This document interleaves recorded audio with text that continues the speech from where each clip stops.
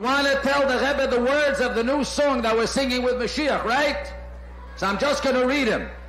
Am Yisrael, have no fear. Mashiach will be here this year.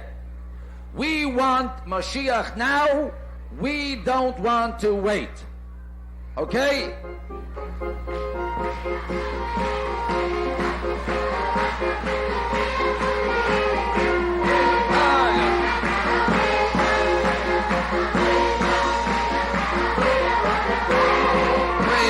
Mashiach now, we want Mashiach now.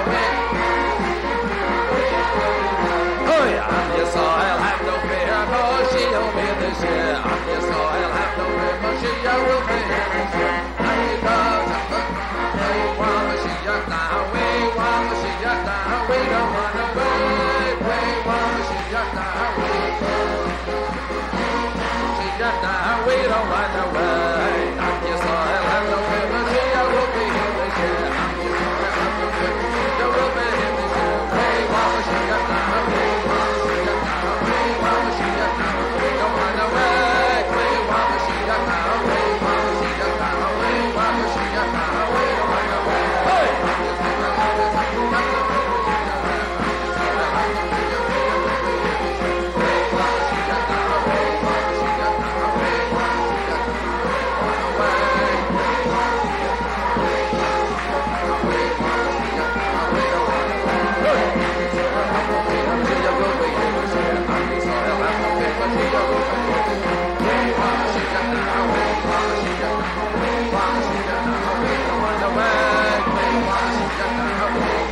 now, we want Mashiach now, we don't want to wait. Hey! Hey, welcome everyone. Yeah, I'm just wanting to do a quick playthrough of the game and, bite into a bit more because seriously, like, I don't want people to get the wrong idea. I don't support any of these narratives. I don't support, especially I don't support the transphobia, but more than anything, I feel like so many of these narratives have just been, obviously there's a lot of people who've critiqued it, but I don't know. I feel like I do bring a somewhat unique perspective because, there's been a lot of people critiquing it, but it tends to be very surface level. Like they hear something secondhand about the game. And like, that's the thing. I'm the type of person who, sometimes I'll even dive into some pretty nasty propaganda because I want to know what narratives people are being exposed to.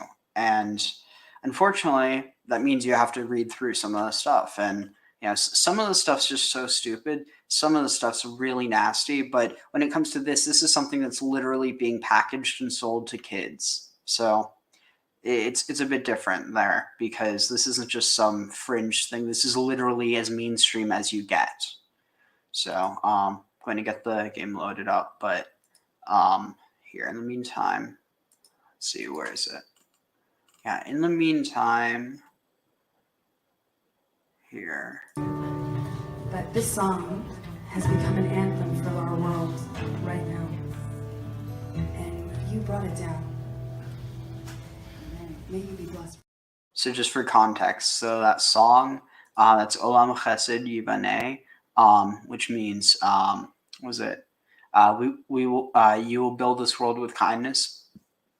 And it's really this idea that, I think it's like so appropriate to the Harry Potter world because it's literally the one thing that they've never done. There's a lot of stuff that, obviously it's not so cut and dry when it comes to, our society because there is a lot of evil, but there is also a lot of good. In the Harry Potter world, there's like no amount of good can really negate the evil that they can. I guess maybe. No, I think there are actually a lot of similarities. But the thing is that, like, when you're writing or, doing anything with a series that literally is taking place in a world that not only has the same problems as ours, but you're dealing with solutions that we don't have and they're not used in order to better the world, like it really raises a question as to how you write a series. And again, she could just be a bad writer, but on some level you have to wonder why is she okay writing that? Like, and I don't think it's inherently because she's a bad person. Not saying that she isn't. She definitely is because of her hatred that she sends towards the trans community. That's unacceptable. But the thing that really sticks out is, let's see. Sorry, I'm also kind of congested, so it might be a bit difficult to talk at times.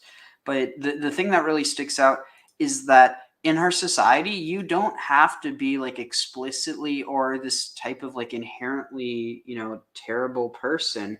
It really just requires that you're ignorant. And our society breeds ignorance because ignorance makes it easier to control people.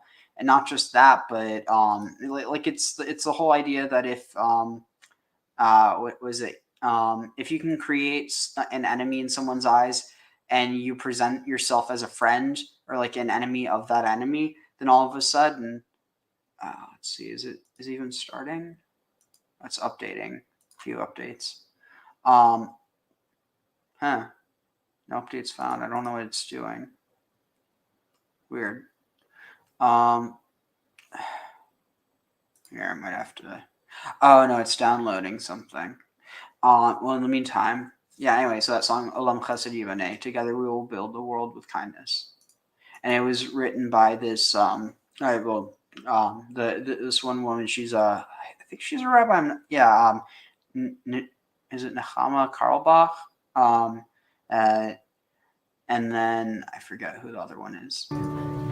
But this song has become an anthem for our world right now. And you brought it down. May you be blessed for that. Before a million other good, deep, holy tears that you shed for our planet. And all the beauty that you bring to our world. May you be blessed for being a vessel for this melody that gives people hope and light every day. And you did that for me. I sang this song at Auschwitz. I've sung this song all over the place. I am so grateful.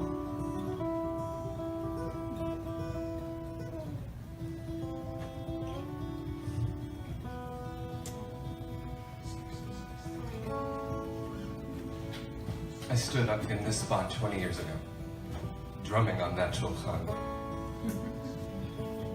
A lot of people here. It was Simchas Torah. We stayed until 4 a.m. I didn't know it was your birthday. Sometimes it takes a while to figure out what you were celebrating in the first place. Amen. So the words of this song is pretty simple.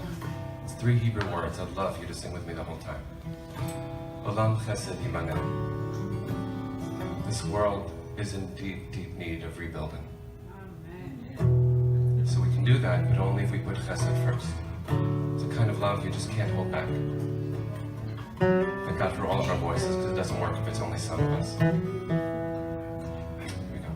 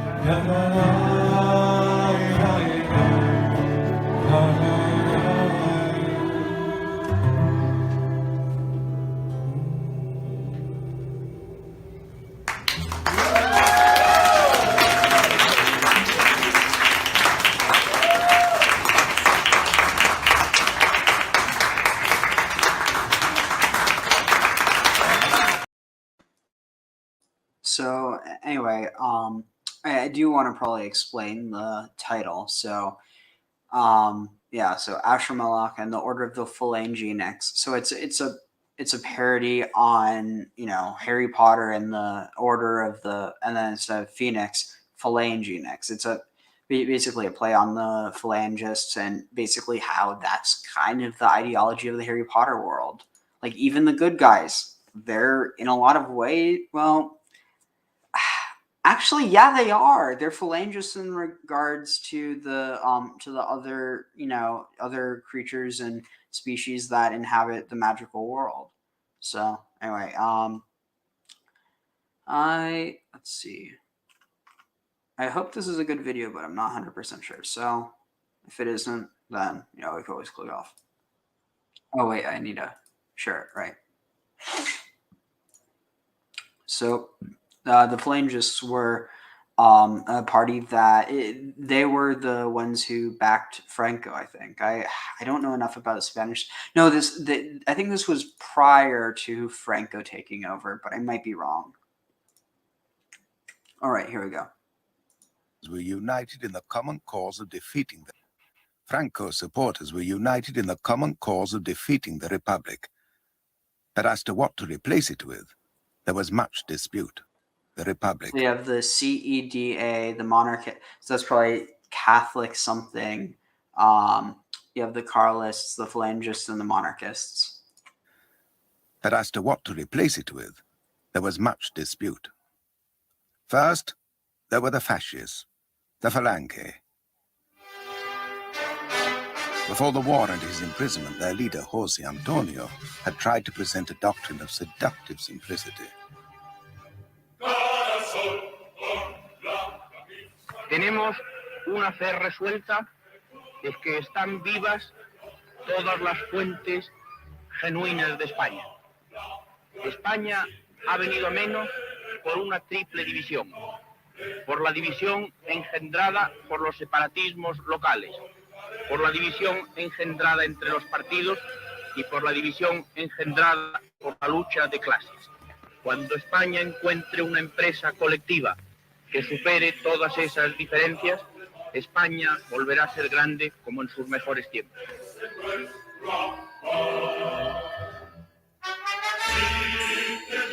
The Falange's fascism was disguised by revolutionary jargon. Narciso Perales was one of its first members. Wow. La Falange really era sneaky. un movimiento revolucionario que pretendía The Falange was a revolutionary movement which wanted to carry out profound changes in the Spanish society of those times, changes which are still necessary today. José Antonio proclaimed a doctrine which resolved opposing doctrines in society. It upheld spiritual values and the belief in the fatherland as our common and universal destiny. This is just like and what at the same Dugan time, is. it aimed for a social revolution. This is just like the Navals. The agrarian reform would turn the land over to the peasants, so that the vision of giving the ownership of the land to those who work it would come true. Banks would be nationalized because it was considered unjust that the savings of all the Spanish people should be controlled by a few who dominated the economy of the country.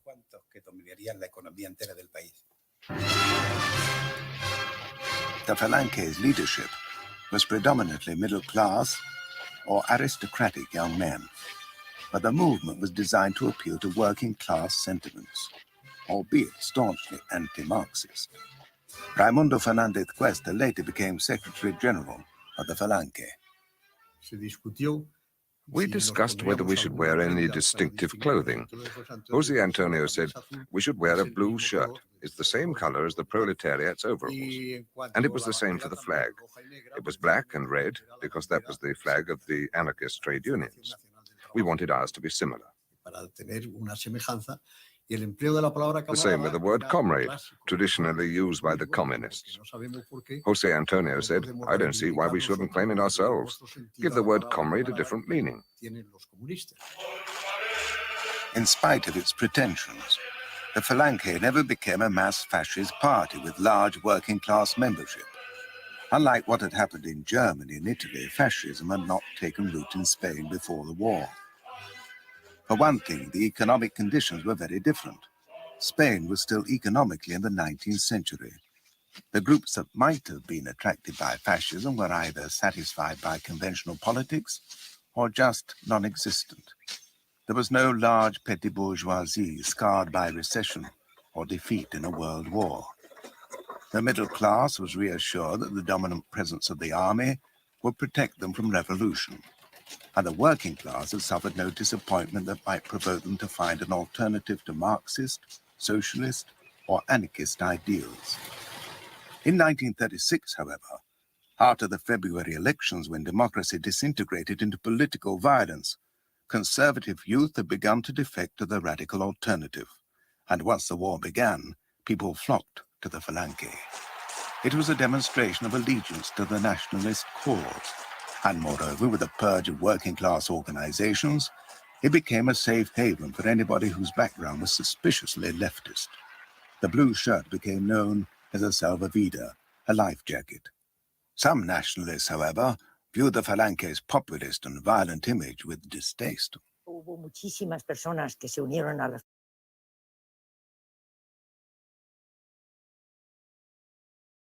Interesting. So yeah, I mean, you definitely can see parallels. I mean, let's see, what's this?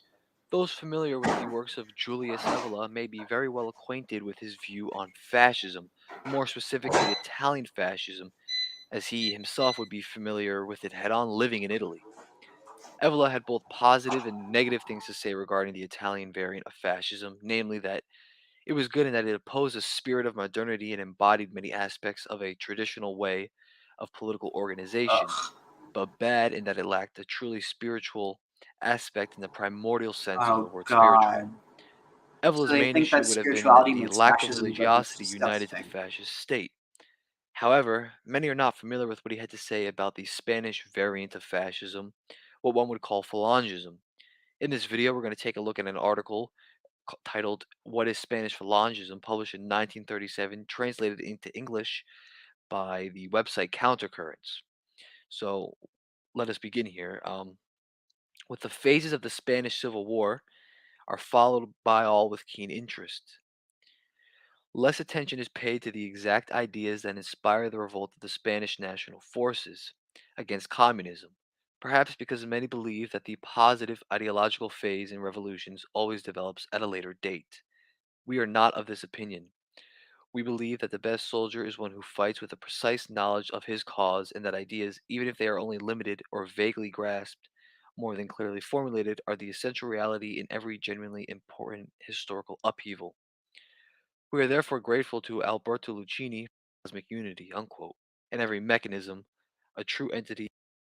So I think this right here is also part of a reason why Evola would be more sympathetic to Falange. Yeah, I'm gonna try to find a better one because, frankly, I'm not about this. I mean, I know Evola was a fascist, but I'm just not interested in hearing his ideology. Let's see. Okay, here, that was good. Oh, how appropriate. Welcome to Hogwarts.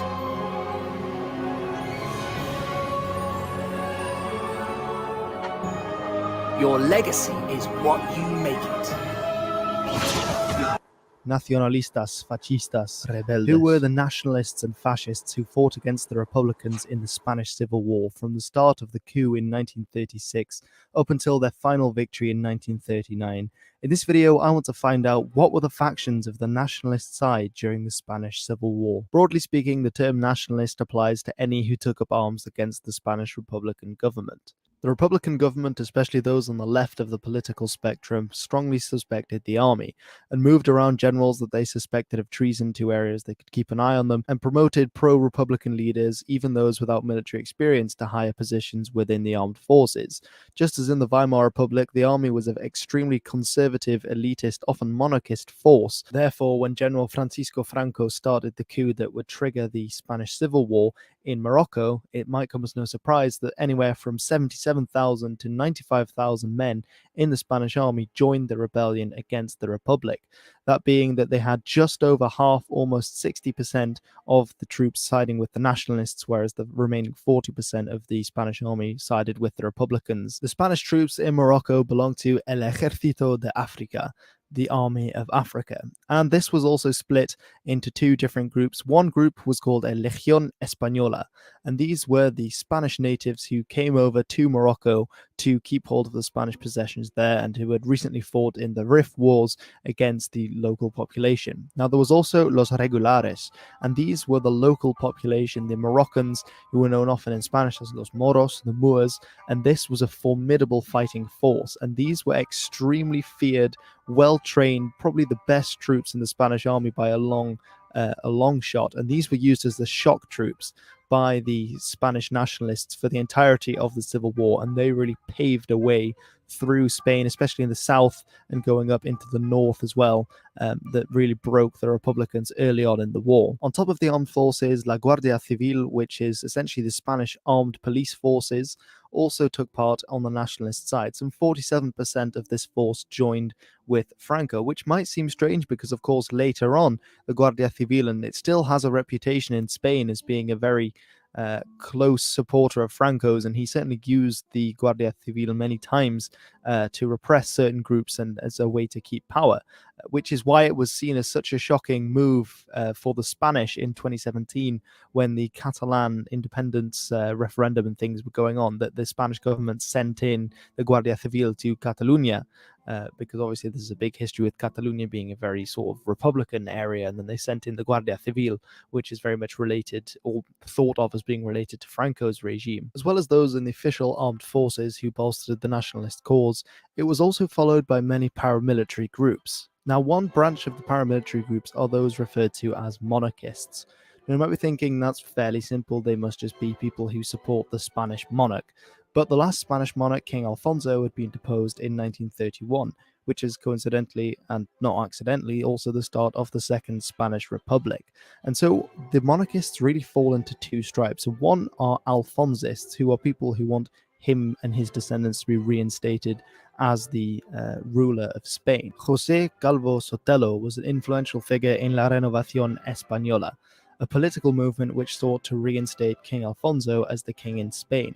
Now, they seem to have been a fairly small party without gaining too much popular support, but their connection to Unión Militar Española, the Spanish military union, a collection of officers in the army who also wanted to use military might to bring the king back, meant that they were increasingly armed by the time of the Spanish Civil War and would play a part in the nationalist faction's bid to take power. Things get more complicated, however, when you add the Carlists into the equation. Let's just say they're the Jacobites of Spain. Basically, there was a guy in the early 19th century called Don Carlos, and he was very different to his brother, who was King Ferdinand VII of Spain, who was rather liberal for his time and made attacks on the Catholic Church that Don Carlos didn't really like. So when Ferdinand kicked the bucket in 1833, Don Carlos made a bid for the throne. However, there were forces that supported the young daughter Isabella of Ferdinand, and so the First Carlist War broke out. Essentially, there was another Carlist war at some point in the 19th century, and yes, over 100 years later, there were still boys going around who wanted to reinstate the descendants of Don Carlos to the Spanish throne. Now, this was especially popular in the Basque country in areas like Navarre, and also in Aragon, Catalonia, and Valencia, although these regions, the support varied from region to region. And this also, the Carlists were an armed faction already by the time of the Spanish Civil War, and although La Renovación so that's why I'm watching these for now. Española wanted to reinstate a different line of kings, they actually had very similar motives apart from that. They were monarchists, they were generally right-wing, they preferred the old elite, they were allied to the clergy and the Catholic Church, and they were traditionalists, so against many of the more modern values that were coming into Spain from those in the Republic and those to the further extreme fringes of the left. So the Carlists also made up an important part of the nationalist forces during the Civil War. I also just want to add that the name for the Carlist militia is Requetés, which is just awesome. The Catholics are also an important faction to remember, but before I continue, a quick disclaimer here.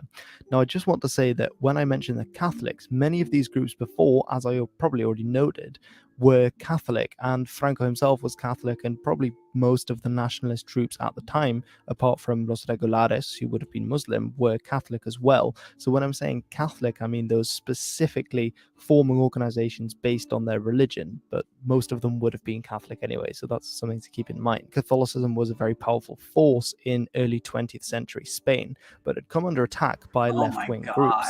So It looks essentially to just like the protect itself KKK. against the more radical leftist groups who wanted to attack the Catholic identity, CEDA was set up, and CEDA stands for Confederación Española de Derechas Autónomas, which is Spanish Confederation of Autonomous Rights, and was essentially a group to protect the Catholic population and especially the Catholic clergy in Spain. And really this was an anti-communist movement, as communism was extremely hostile to the church. For example, in 1934, when the Asturian miners went on strike, which coincidentally is also a strike that Franco put down, saw churches and nunneries destroyed and led to the deaths of 33 priests. The theatre became increasingly influenced by the National Socialist Party in Germany and started to hold rallies like those being held by Hitler to gain mass support. Speaking of which, it's time to talk about the fascists. In the early 1930s, the fascist party in Spain was called El Falange Española, the Spanish Phalanx, and was soon headed by José Antonio Primo de Rivera, the eldest son of Miguel Primo de Rivera, who had been the military dictator during the 1920s. With the outbreak of war in July 1936, El Falange expanded from just a few thousand members to several 100,000 members very quickly, and made up a large bulk of the nationalist fighting force against the Republicans. Soon it fell to the command of Francisco Franco, and his idea was to use this as a vehicle with which to unite the other movements on the nationalist side in the war. Now, he initially does this with the Carlists, and this movement together was known, this merger, as El Falange Española Tradicionalista y de las Juntas Ofensiva Nacional Sindicalista. And this very large, long name, which is often shortened to FET y de las Juntas, became the only movement on the nationalist side. He actually disbanded all the other movements that I've just mentioned, apart from El Falange Española Tradicionalista y de las Juntas Ofensiva Nacional Sindicalista. But the people from the other movements were allowed to join this one. And this is essentially how Franco cemented the united nationalist movement to fight against the Republicans. And it's probably thanks to this that the nationalists early on in 1937, when he did this already, became a united front, which the Republicans never managed to do. And that's probably one of the big reasons why they were able to win the war. All right, everyone, thank you very much for watching. I hope this has been somewhat interesting, but I thought the Spanish Civil War and all the sides that fought is such a confusing topic that I thought I'd have a go at explaining it here in this two-part series. Of course, I will have a video about the Republicans, which is, my God, if you thought this was hard to keep up with, well, you're in for a real treat with the Republicans. That's just a whole other paella of ridiculous factions. But yeah, I hope you've enjoyed the video. Do let me. In the meantime, we will watch this and explain why J.K. Rowling is such a fantastic When I first heard about Go ahead Cocaine and Bear, I subscribe to just Sean remember thinking, channel. it's a hell of a title. A bear? Cocaine? Hello everyone. Today I'd like to talk about something that's been bothering me for a while. Of law to fight for freedom. That's an event association with an American on the issue in the wake of this event. J.K. Rowling chose to weigh in by using her platform to condemn the protesters at the event, not the far-right presence inside the event, but the people who were there to protest the event. Rowling's language is also offensive and absurd and incorrect. The protesters were howling at lesbians for not doing dick, apparently. She also explains in the replies to her tweet that, quote, "Women unafraid and unashamed of saying that they love only women are the greatest affront to patriarchy." But J.K. Rowling seems to be a bit confused here to be charitable. This was not a lesbian event. The organizer, Posey Parker, is married to a man. Speaker Maya Forstater is married to a man. Speaker Helen Joyce is married to a man. By their own definition of lesbian, they are certainly not lesbians, and I doubt the men from the far-right groups present at the event identify as lesbians, to make a minor assumption there. There were some lesbians at the event, I'm sure, but there were also a bunch of straight, conservative homophobes.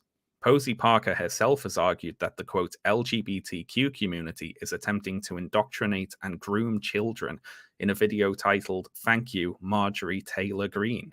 Something else that needs to be mentioned here is Parker's association with an American group called Hands Across the Aisle, an organization that claims to want to unite radical feminists with conservative Christians in order to oppose what they call gender identity ideology.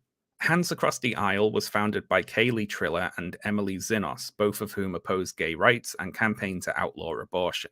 Zinos attends anti-abortion rallies, as seen here, and Triller writes anti-abortion articles like this one titled, "Women Won't Be Liberated Until We're Free from Abortion," posted on the website The Federalist. Hands Across the Aisle claims Posey Parker as a member. Here she is meeting founder Emily Zinos, and the group have posted fundraising campaigns in support of Parker on both their Facebook page and their website. So Parker is associated with and has taken money from conservative anti-abortion campaigners in the US. And this is something I want to highlight in particular here, because of course the argument that the anti-trans crowd always use to defend their positions is that they're acting in defense of women's rights. They aren't attacking trans people, they're simply defending the rights that feminism has won for women, they say. But what does it mean for that claim when the person making it is working with and is funded by conservative anti-abortion groups? On a similar note, one of the speakers at the event I showed there was Maya Forstater. Here's another picture of her getting all chummy with Rowling there. And she says, "J.K. Rowling has been such a source of strength to me and to so many women standing up for women's rights." So that's what Forstater is doing in her own words, standing up for women's rights. I mention this because Forstater is due to speak at another event very soon, that being Lawfare, the Use and Abuse of Law to Fight for Freedom.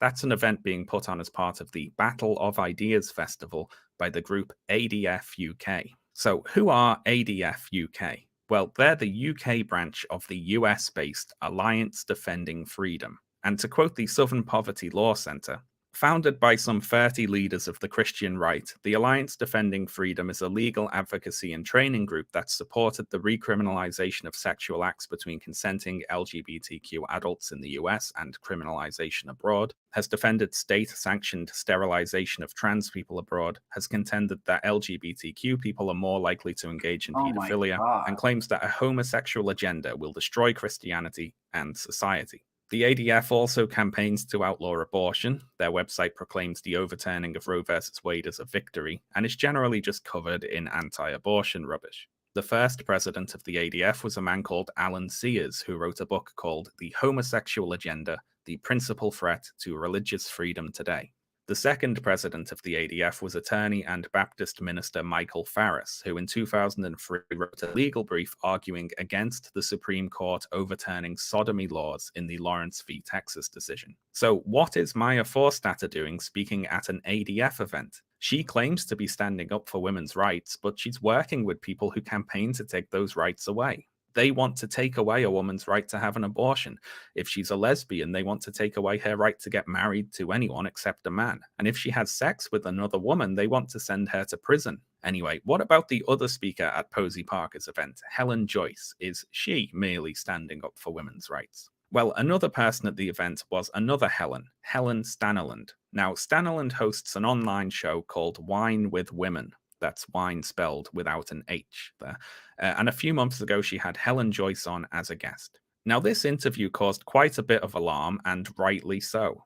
In it, Joyce openly talks about wanting to reduce the number of trans people. All trans people, even if they are happily transitioned, she says, are a problem for the world because they need what she calls special accommodations. Every trans person is a difficulty, she says. I watched this whole interview and it was utterly horrible and very revealing.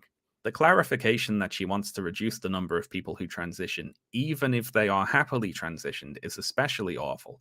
And the talk about trans people being, quote, difficulties who are problems for the world because they need special accommodations just sounds like fascist eugenics rhetoric.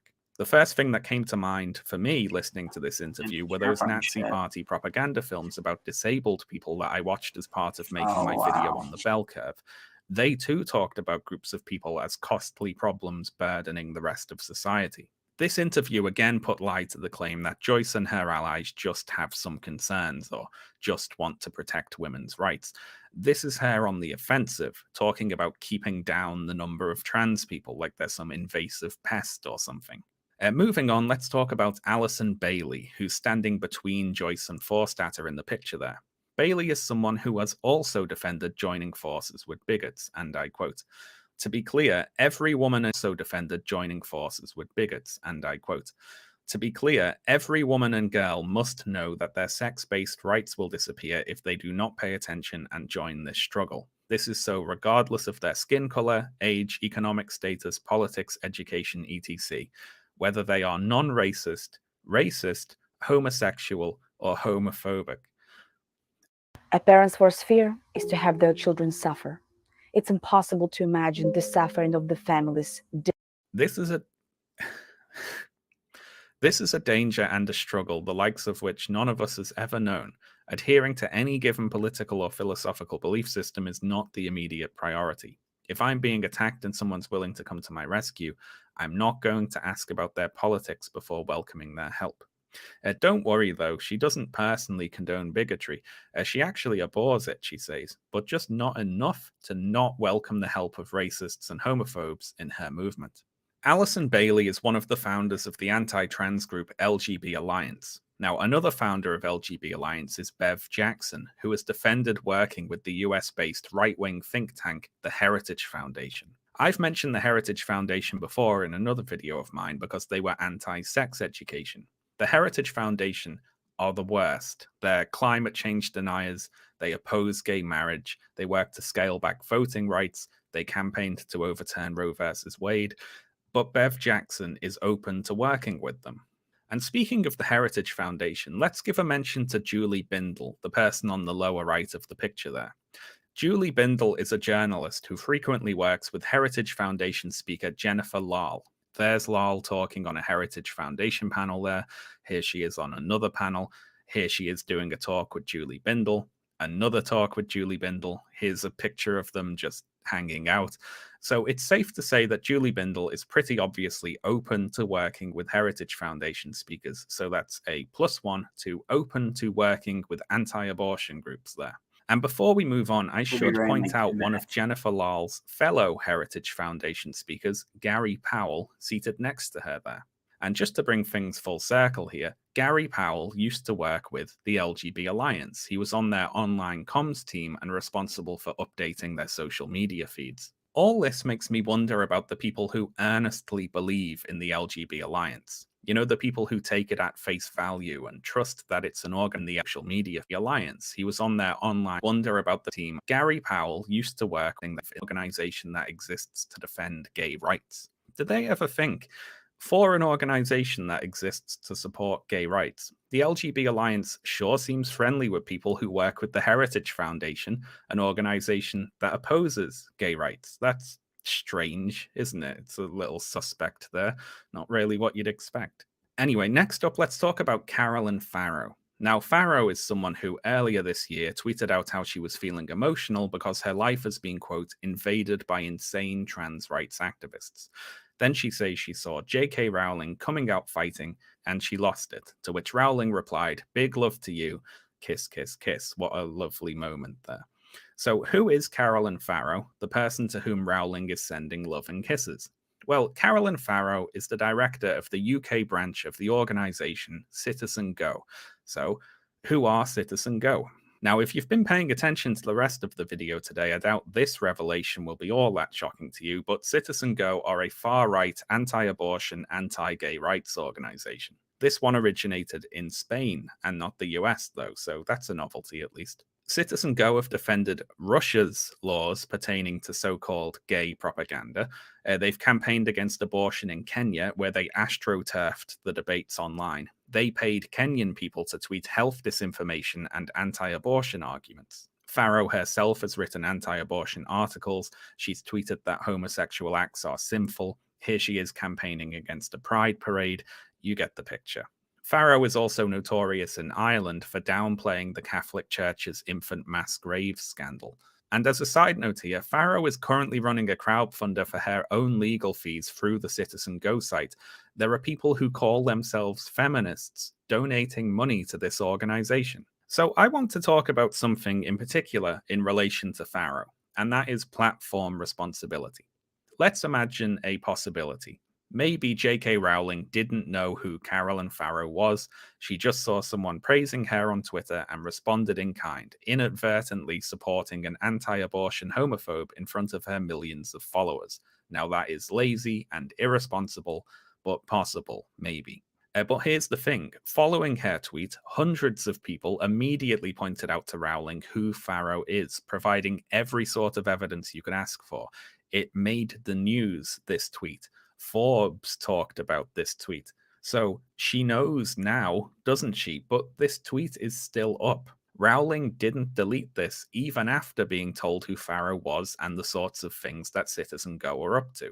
Now, unfortunately, this is a pattern. As another example, Rowling has praised the anti-trans work of self-described theocratic fascist Matt Walsh, a man who is currently in hot water after an audio recording surfaced of him seeming totally cool with adult men impregnating minors, so long as they also get married to them. Matt Walsh has also spoken in favor of arranged marriages. But even after a flood of complaints about her praise for a creepy fascist, J.K. Rowling's tweet in support of his work remains online. Just a couple more examples. Rowling sent a nice reply to the account Literary Goon, someone who had previously threatened to set those who believe in gender ideology on fire, urinate on them, kill them, and bury them in the desert. Lots of people informed Rowling about that, but her reply to him remains. Dennis Kavanagh, writing on the account Jebadoo2, was suspended from Twitter for saying that he preferred AIDS to the work of charities like Stonewall and Mermaids. When he returned to Twitter, J.K. Rowling was there to welcome him back, even though she was told why he was suspended, and he himself claimed to, quote, stand by every word in her Twitter replies. He was later suspended again for threatening those charities and their friends, saying he would, quote, fucking nail you to a wall. Rowling was also told about this, of course, but again, ignored it. And we can't say that she doesn't see these replies, because when people point these things out to her, she blocks them. She blocked me for criticizing her in her Twitter replies, so she is aware of all this, but ignores it, because she has to. She wants to pretend that all social media abuse, all the death threats, all the violent fantasies about setting people on fire and cutting them up and nailing them to things, she wants to pretend that all that is solely originating from people critical of her and her allies. And in order to preserve that fantasy, she must deliberately overlook the abuse originating from inside her own camp. She just quietly pretends not to notice it and blocks anyone who points it out to her. The last person I want to talk about today is not one of J.K. Rowling's new friends, but one of her old friends, Baroness Emma Nicholson. Rowling co-founded the Children's High Level Group charity with Nicholson way back in 2005, but still jokes around with her making fun of trans people on Twitter. Emma Nicholson is a homophobic conservative politician who opposed same-sex marriage, opposed lesbians being parents, supported Section 28, and she's proposed legislation to limit access to abortion. As recently as 2 years ago, Nicholson could be seen arguing against same-sex marriage, which saw her receiving much criticism as well as being removed from her position with the Booker Prize Foundation. Nicholson has also in the past had her house protested by a lesbian activist group. Nicholson has also attended and given speeches at Posey Parker's events, at one of which at least she stated her intention to get Posey Parker into Parliament. Emma Nicholson is a typical example of a bigot who's found that homophobia simply doesn't have the same level of open institutional support that it once had, and so now uses transphobia as a way to advance her bigotry. And I want to make something very clear here. Emma Nicholson is a politician voting on and proposing actual laws. She isn't your nan who just doesn't know all the PC words or whatever. She has actual power that she has wielded to attempt to stop same-sex marriage and roll back abortion rights. And she's been welcomed into the gender-critical so-called feminist movement just because she's willing to be transphobic. With this in mind, I want to think about J.K. Rowling's claim that she supports abortion and gay marriage. Twitter user Katie Montgomery prompted Rowling earlier this year to say that she has always supported abortion and gay marriage. But I wonder what that means in light of everything that we've talked about today. What does it mean to support abortion rights and gay marriage if you also support people who are working to outlaw those things? If you're friends with politicians who introduce anti-abortion bills? Several groups we've talked about today actively campaign to take away abortion rights and gay marriage rights, and many people that J.K. Rowling supports either work for those groups directly or are open to working with them as part of an anti-trans movement. The transphobes are so desperate for allies in their crusade against trans people that some of them are willing to join up with groups who, if they got their way, would force all women back into the kitchen and all gay women back into a closet in that kitchen. The anti-trans movement claim to only be protecting their rights, but these are the very same rights that they're willing to risk by allying themselves with far-right reactionary movements that seek to take those rights away. This alliance threatens women's rights far more than anything trans people are accused of doing, and it seems obvious to say this, but it reveals that this movement is not really about protecting women's rights, but can only be about attacking trans rights. Unfortunately, the divide in the anti-trans movement between those open to working with conservatives and the far right and those who are not is being won by the people who are willing to do so. The people not willing to align themselves with racists, homophobes, and misogynists are being sidelined, and the ones who are being between those open to working with conservatives and the far right and those who are not is being won by the people who are willing to do so. The people not willing to align themselves with racists, homophobes, and misogynists are being sidelined, and the ones who are being left to run the ship. And this is who J.K. Rowling surrounds herself with. Literally surrounds herself with. Rowling herself has very recently shown where she stands on the issue. She posted a picture of herself in a shirt criticizing Nicola Sturgeon for being a, quote, destroyer of women's rights. Now, this shirt is a design from Posey Parker's online store, which can be seen advertising the shirts under Rowling's tweet. Posey Parker, remember, throws rallies that fascist groups are openly welcome to attend. She works with and is funded by an anti-abortion organization. She thinks, quote, women who call themselves men should be sterilized, and J.K. Rowling is helping to advertise her t-shirts. So what's my point today? Is it that J.K. Rowling is a bad person? Well, not really, although she is. My point today was to show the worrying links between the UK's anti-trans movement and far-right groups. J.K. Rowling just happens to be right in the middle of all this. If I had to make a concluding point about Rowling, it would be that she knows what she's doing. I think we've seen enough evidence today to fairly make that judgment. When she shows kindness towards ultra-conservative bigots, she knows exactly what she's doing. When she attacks and mischaracterizes the people who protest those ultra-conservative bigots, she knows exactly what she's doing. She is a long-time friend of ultra-conservative bigots, after all. That's just who she is. And everything she says about respecting trans people and marching with them if they were discriminated against or whatever else is just a lie. She's just a liar. The contradiction I mentioned at the start of the video isn't really a contradiction at all. It's just a conscious misrepresentation of the anti-trans movement.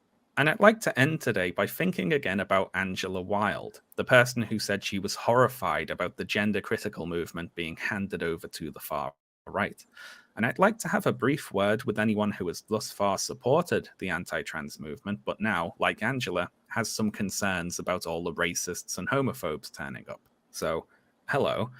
Whatever you think trans people are up to, it has to be said that objectively, it is some small beans compared to the outlawing of abortion and the recriminalization of gay sex. Now, I'm not speaking for anyone but myself here, but trans people are not your enemies, trust me.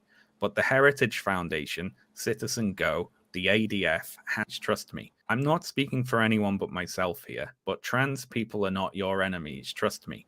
But the Heritage Foundation, Citizen Go, the ADF, Hands Across the Aisle, and groups like them, they are actually coming for your rights. They have people working around the clock trying to undo the last century of feminism. Are you content to be used by them? Especially if you're not straight yourself, you're going to be relegated to being the gay camouflage for a bunch of straight conservative homophobes who work with the US religious right.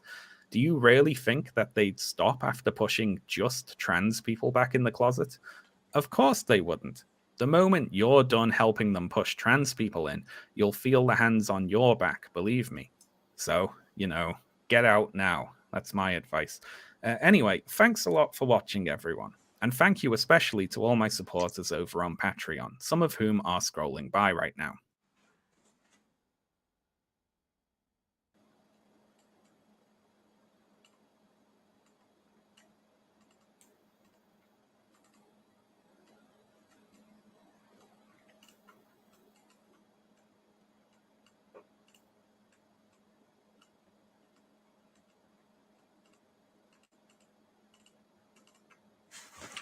See if I can find something on it.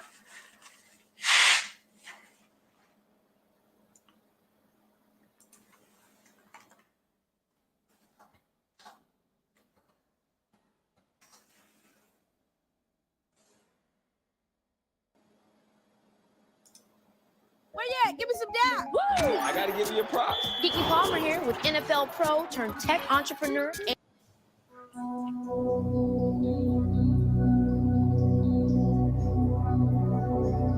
These photos show cross-dressing soldiers from the German Wehrmacht.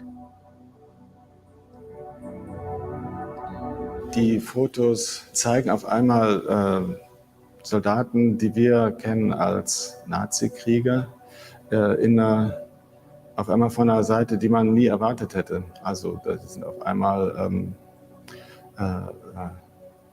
eine gewisse Weichheit, eine Sentimentalität, die kommen auf einmal als Menschen mit Sehnsucht daher. Martin Damann collects private photo albums from various wars. He went through hundreds of albums from World War II and found so many pictures of cross-dressing soldiers that he published a whole book of them. Solche Fotos gibt es in allen Fotoalben aus. No, the game's still loading, so. It's about the Night of the Long Knives. Shoot, hopefully I can find a short video. Yeah, wait, maybe here? In the early 1930s in Germany, Adolf Hitler and his National Socialist movement took control of the German government, growing the influence of fascism in Western Europe and setting the stage for political tension that would eventually erupt into one of the most destructive conflicts in world history. One of the many groups targeted by the sweeping wave of hatred in Germany were homosexuals. Despite this, for several years, one of Hitler's highest-ranking lieutenants and the leader of his enforcers was a gay man. Ernst Röhm, a homosexual Nazi, played a crucial role in cementing the power of a man who would eventually oversee the killing of 15,000 homosexuals, including Röhm himself. Röhm and Hitler had a conscious diplomatic arrangement, of which both sides were aware for many years. Hitler knew of Röhm's homosexuality, and it was an open secret in most of Germany. The leftist parties at that time, around 1930, Never ally with people to use the indictment of Röhm's homosexuality. They published it in order to discredit the Nazi movement. But in fact, they did not succeed. Hitler just kind of ignored it and said, I don't care what he does in private. He's a good soldier and he's a good Nazi. And for the rest, I don't care. Röhm was aware of the protection afforded to him through his collaboration with Hitler. He was under the impression that as long as he supported Hitler, he would be able to live safely as a homosexual under Hitler's regime. Whereas Ernst Röhm was consistently loyal to Adolf Hitler right up to the end, but could and did criticize Hitler to his face. Hitler maintained a close working relationship with Röhm, seeing him as a close ally on near equal footing. For Hitler, Röhm's military and tactical prowess proved too significant to lose. Hitler had little interest in homosexuality, as his priorities placed power and German supremacy above moral purity. Additionally, Röhm's military position was of utmost importance for other homosexual men in Germany. By and large, they felt that if a homosexual could gain access to Hitler's inner circle, They would also be protected under his regime. Many homosexuals joined Röhm's organization, the Sturmabteilung, or SA, specifically to work under a homosexual man. Hitler and Röhm had many internal conflicts and debates, but rarely was Röhm's sexuality the focus of these disagreements. The two men clashed over the tenets of a strong government, with Röhm believing that military superiority was needed to exert power, and Hitler viewing the military as subservient to his political movement. Another key debate focused on the policies the Nazis would enact once in power. And also a problem for Hitler was that SA was a kind of, there were a lot of people in the SA which took the socialist part of National Socialism seriously. The ideological differences between Hitler and Röhm eventually became irreconcilable. When Hitler gained power, his priorities shifted. Röhm, possessing a strong military force and a vision for Germany that was often at odds with Hitler's, became less of an asset and more of a liability. You have to make a difference between the Nazi movement before 1933 and after 1933. Before they were in power, and they considered themselves to be a kind of revolutionary force, an oppositional force, and after 1933, when they themselves became the establishment. Hitler grew paranoid of a revolution, led by Röhm and the SA. Even worse, Heinrich Himmler, leader of Hitler's police force, carried a deep hatred of homosexuals. Hitler and Himmler came to the agreement that Röhm had to be eliminated. Röhm and his associates were staying in the Hanselbauer Hotel in Bad Weisse, Germany. Röhm was participating in a party of explicit intentions with fellow homosexuals in the SA. The SA men were arrested and eventually executed, including Röhm. He was taken to a cell and were in a hotel in Bad Weisse, Germany. Röhm was participating in a party of explicit intentions with fellow homosexuals in the SA. The SA men were arrested and eventually executed, including Röhm. He was taken to a cell and given a gun with which to kill himself. Röhm refused, declaring, "If I am to be killed, let Adolf do it himself." The next day, on July 1st, 1934, Ernst Röhm was shot and killed. While Nazi leaders presented Röhm's death and the SA purge as an attempt to curb homosexual activity in their ranks, historians doubt that this is truly the case. The main reason to finish off Röhm was not his homosexuality. That was only a pretext. They could use, it was a power struggle within the Nazi movement. It was also a political power struggle between different wings of the Nazi movement. Yeah, there was an important wing in the Nazi movement, which I would say was more rightist, was much more drawing support for of the establishment in Germany. And there was within the Nazi movement also a potentially revolutionary, even perhaps socialist wing. Yeah, and when Hitler was in power and he received support of all the big industrialists and financial interests, and he wanted the support of the middle classes, then he also wanted to get rid of this more or less socialist part of his movement, who had performed its function in the struggle for power, these paramilitary groups, and now the leadership of these paramilitary groups had to be finished. After his assassination, more power came in the form of erasing Röhm than protecting him, as demonstrated in these cigarette cards, where the Nazi government edited out Röhm's face to prevent his positive image from resurfacing and undermining Nazi propaganda around Röhm's homosexuality. Many have seen Röhm as a figure not worthy of historical examination, as he aided in the rise of one of the most horrid despots in world history. While Röhm's actions were heinous and unforgivable, the lack of care given to his story has allowed Nazi propaganda to claim his narrative, and with it, the story of homosexuals in the early days of Hitler's regime. Even though Röhm was likely not killed for homosexual acts, his death led to greater persecution for many other homosexuals. The diplomatic immunity for homosexual men in Germany, which was created by Hitler and Röhm's arrangement, ended with Röhm's life. Then he was assassinated, and overnight, this was a turning point in the perception of gay men in terms of the Nazi movement. Without the protection afforded to them through Hitler and Röhm's arrangement, homosexuals became much more vulnerable. Arrests of homosexual men rose from 600 to 700 throughout the 1920s and early 1930s to over 30,000 a year in the years leading up to World War II. Ernst Röhm encapsulated the transition between National Socialist values before and after Hitler took power. Röhm's tenuous diplomatic relationship with other Nazi leaders before Hitler's rise allowed him to maintain his influence despite his homosexuality. His assassination marked a new era for homosexuals in Germany that led to the deaths of approximately 15,000 people. Röhm's demise and the ensuing propaganda impact rhetoric around homosexuality to this day. Wow. really is horrifying. Think how different the world could have been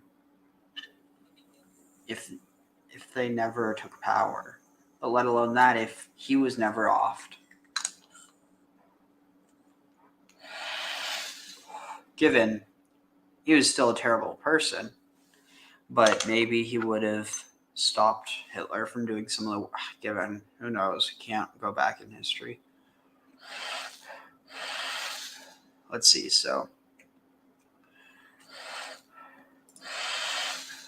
Wait, share screen. It's finally loaded.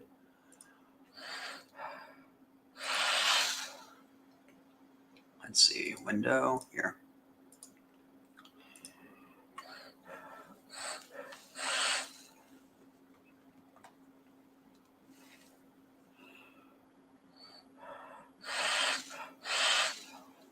So yeah, I made another character as well, but not going to play him now.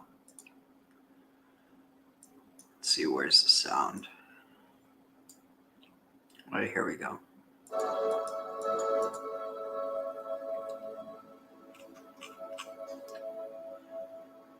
All right.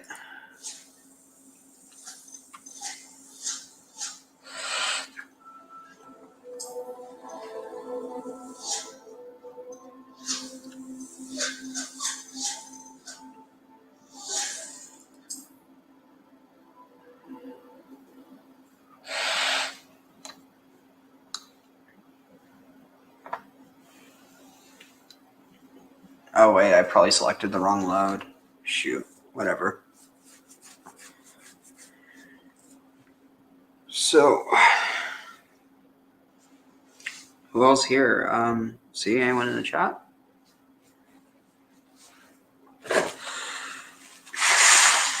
Ugh, I'm really not fun. Completely congested.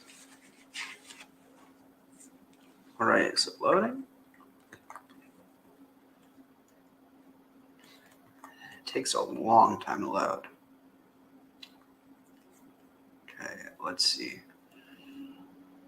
Here, I'm just going to put on some music in the meantime.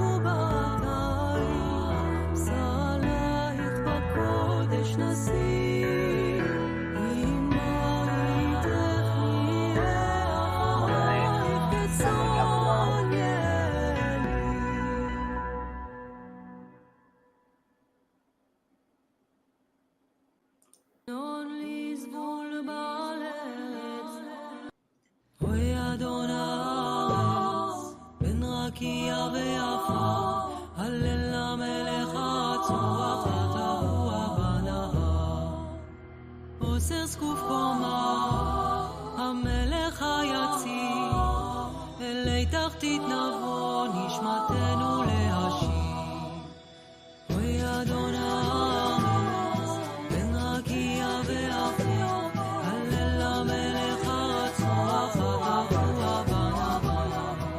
מוענו מלכנו, הרב לעיקרי, השב מן המתים, יהוד יאור יריב. There's my wizard dab with my wizard wand. שלם ורב אתה מאוסף חלקיך.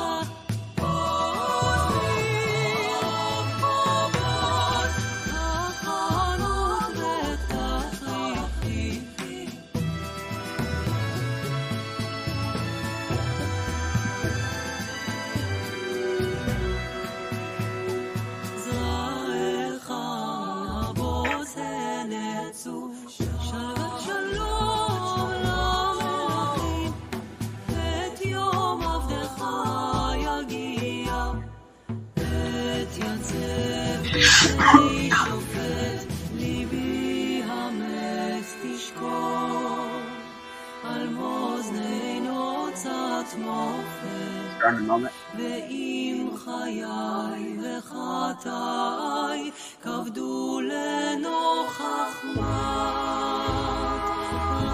רחמי אהובתך ספור, פניך בירוק צבא.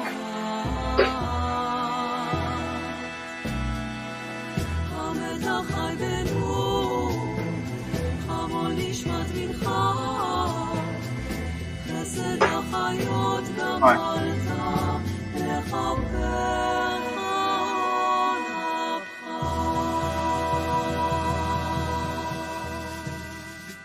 Song for Osiris and Song to Asherah, both associated with the acacia tree. Wait, what? No, I totally said to load a different one. Wait, where am I?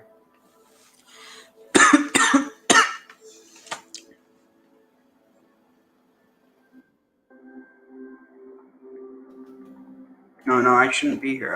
I didn't select this load. How nice to see you, my young friend. Oh, wait.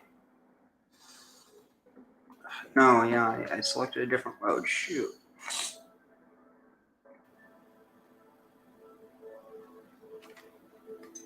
Sorry about this. Load game. Divination class, I think that's where I ended. Yeah. There.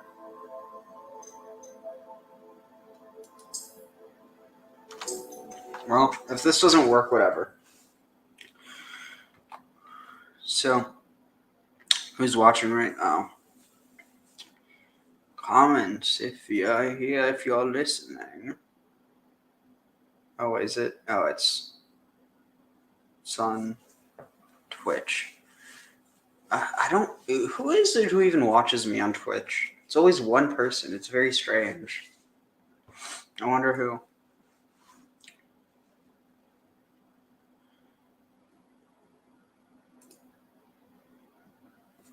I wonder, is it a ghost? Is there anybody out there? Anybody listening? Oh my god.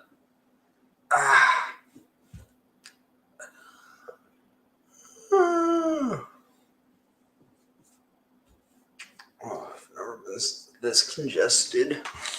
Actually, no, I've definitely been more congested, but I shouldn't be this congested.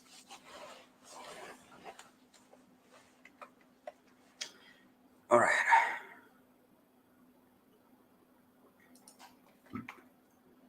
Well, let's get some more music. Oh, no, there we loaded. Okay, perfect. Yeah, because I got some extra stuff. I mean, it's not a big deal. It's not like you all have to see everything I do. That's just my OCD talking. Ooh, what's this?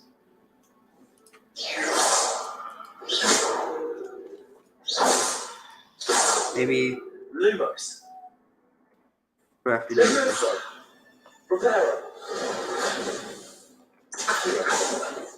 is this? Why is it so shiny? What, seriously, what is that? It looks weird, strange.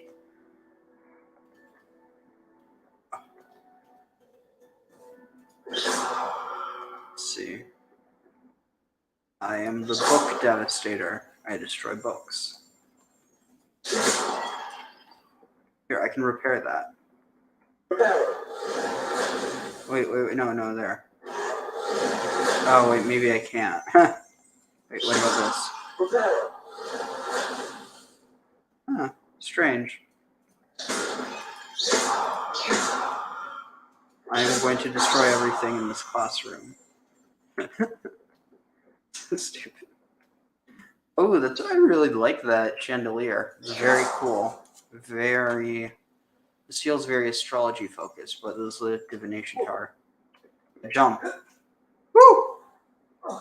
I don't know why I did that. Oh, wait.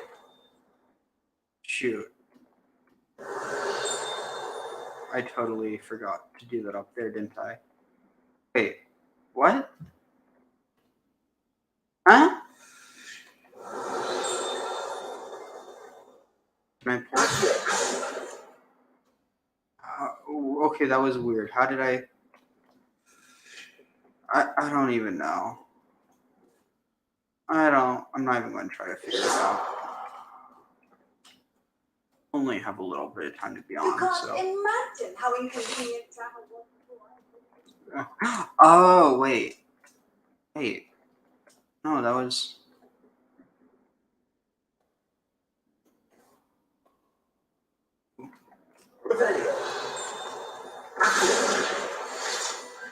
Nice. Ooh, what's this? Oh, shut up. I wasn't going to try to open you. I don't have stealth yet. I'm not stupid. Ooh, but what's this? Oh, I already got that. Oh, what's this?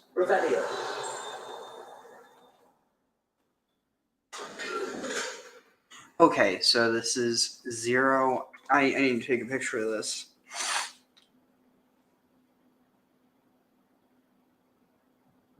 Okay, so yeah, I have a terrible memory, so I'm going to make that one of my favorites. Let's see. All right, perfect. So, oh, that's so cool. My hat is so cool. Okay, so 0. Wait, what am I trying to figure this out? So this is, what's this? Hydra. So 3. Is there? Oh, perfect. Okay, I think I remember. There's a way to remember it. So this is 3 and 2. Wait, 3 and 2 is 5. Plus 4 is 9. So 4 is the weird. Wait. I'm confused. Okay, so I have to do for one of them. How do I know which is which? I guess it doesn't matter, maybe.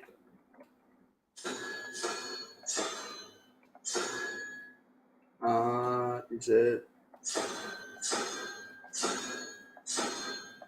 Oh, okay, no, so it's this one. This one. So that is 9, and then 0 and 1. 1 plus 3, so that's the 3-headed Hydra.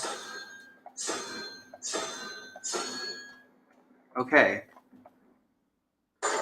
Nice. Okay. Search. Collection update. What did that do? Alright, collections.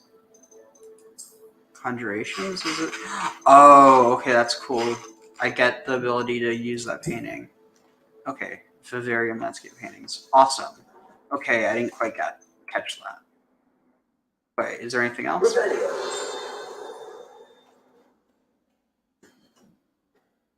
I think so. There's got to be.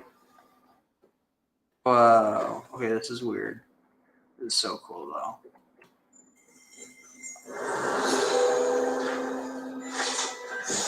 Arithromancy classroom. This classroom is where students learn about the magical properties of numbers and numerology. Gematria. Though a great many opt instead to spend the period counting moon calves while nodding off at their desks.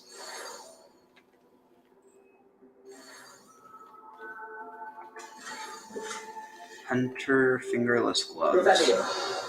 Fingerless gloves, you say. Okay, so this is 15 and 18, so this is... Okay, is that 5? Let's see. Yeah, so that's 5 and 6. 5, 6, 11, so that's 4. So wait, 5, 6, 11 to get 15. So we need 4, which is... What was the 4? Oh, right. This thing. So it must be this. 13 plus... Is that a 13 plus 0? So it's 5. It's a tarantula. And then we open. Knock, knock. Who's there? Open says me. Nice. Wait, what did I just get access to? Dang it, I need to read faster. Okay, wait, what is this? Huge decorated table. Okay, awesome. I have to say, there's a lot this game leaves to be desired, but it is very fun. I just wish I could get into some... Oh, wait, is this... So I'm on... Wait, oh, this is better. Okay. And then I just need to... Yeah, I need to get back into the story. That way I can, critique it again. I have to admit, maybe I didn't thought it would be easier to do, but I don't know enough about Harry Potter, really. Not the lore. It's been so long since I read or watched anything. I've been trying to watch some, people who, they'll write about it. But, wait, what's this offense? Oh, seriously, there's nothing, what's the point of even having, different qualities if you just, replace them so soon? I mean, it really seems kind of pointless. But it's all about keeping people busy. By the way, so anything better here? Okay, no. But yeah, I mean, I just... Wait, let's see, French. Just kind of ruins the aesthetic, honestly. But yeah, I wish I had more of a commentary on this right now, but there's not a whole lot going on. This is honestly kind of cool. I think, yeah, I'm going to stick with this. That is very nice. Wait, what did I have before? All right, but I didn't even... I wasn't going to... Okay, so outfit. Is this any better? No. Headwear. Anything better? No. One handles. What do I have? Shell metallic. What looks best with the acacia? That's what I'm going for. Kind of an acacia / cannabis vibe. Let's see, is that... It's an owl, so honestly, I think that's perfect. I think that's what I had before. No, wait. I don't even know. My memory is terrible, especially when I'm tired. Anything in the owl post. What's this?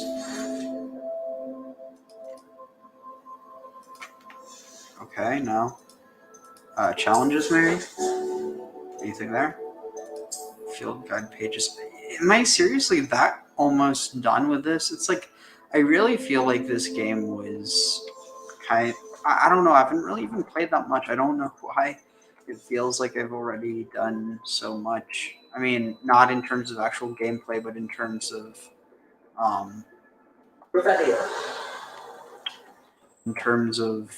stuff to do in that field guide. Unless the field guide's not important for that long. Knock. Who's there? Okay, 3. Okay, got some comments going. Oh, here, Neil. I'll also shoot you an invite if you want. Not a whole lot going on right now, but so you just recorded the Derveni papyrus. Just recorded the Derveni papyrus for a video. There's nothing about Saturn falling though. I don't know what he was talking about. I was just referencing what Amun was talking about. Heavenly Aphrodite, Zeus, Aphrodite, Mount, Persuasion, and Harmony are conventional names for the same god. Interesting.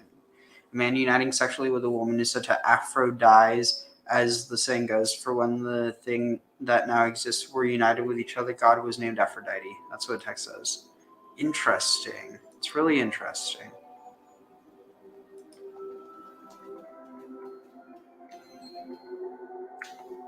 So something that is interesting about this game, I mean, like, you know, just kind of referencing Athena, they have a character, I mean, in the original series, named, you know, Minerva McGonagall, and the whole point is that she's named after Minerva, or Athena, the goddess of war and wisdom.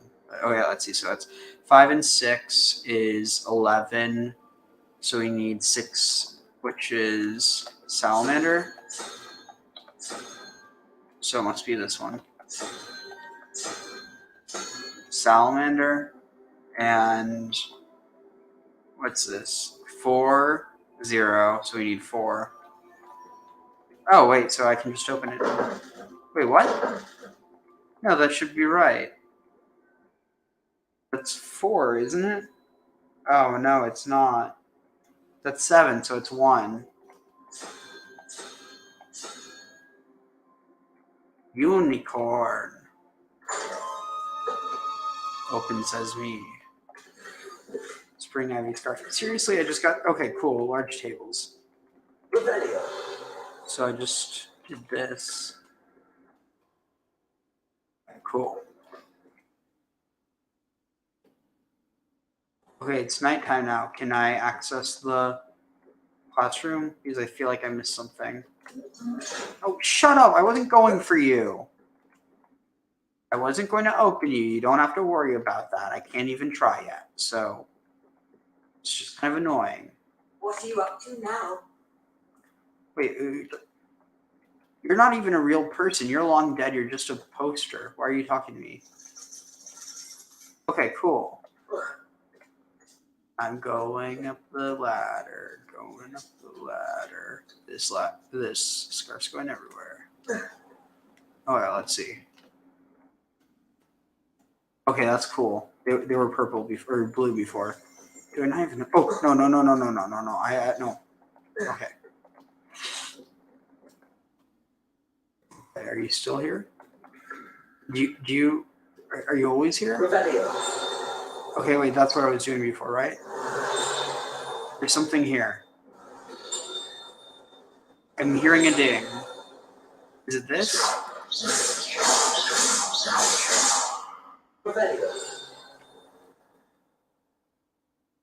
I really don't know what's... Maybe I already got it here. Yeah, I have a feeling I did. Okay. Geronimo!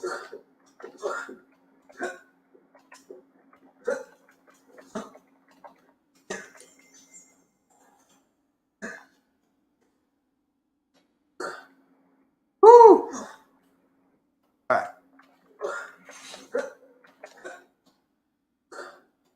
I'm gonna end up in the hospital wing if I keep trying that. I've always said that travel broadens the mind.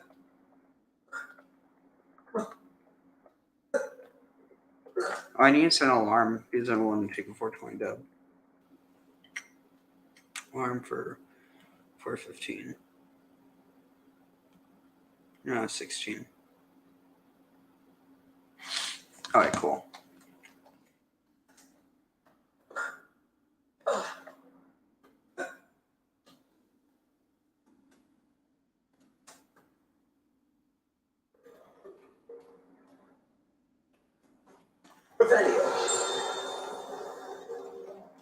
Does it always just ding that?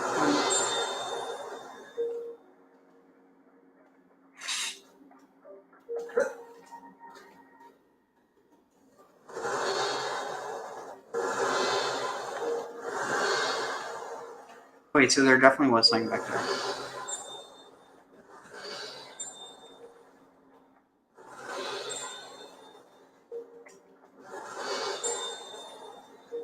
Oh, wait.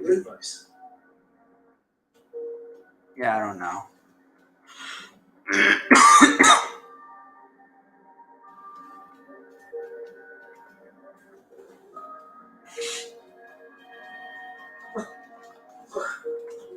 Okay, that's cool. It seems like you can... Wow. I just avoided that load screen by jumping through it. That's really cool. Oh, well, it didn't work the second time.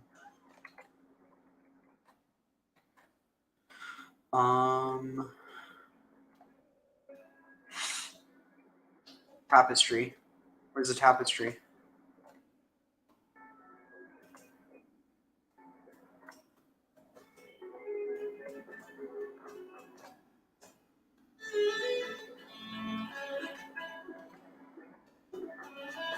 Revelio.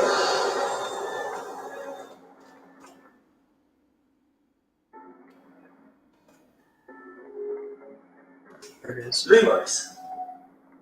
Revelio.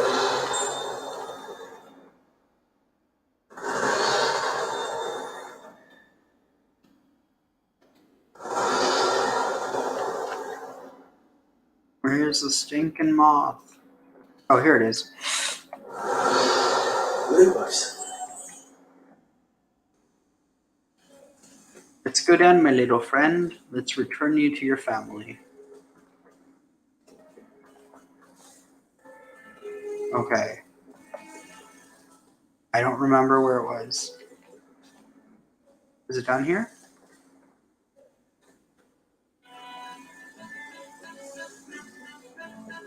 It was up here, I think?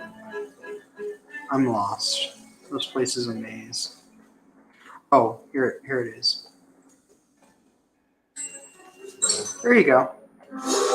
Revelio.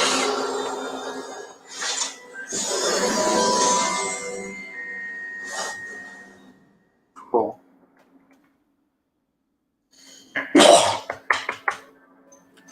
Let's see, challenges. Field guide. Hogwarts regalia hat. I wonder what that is.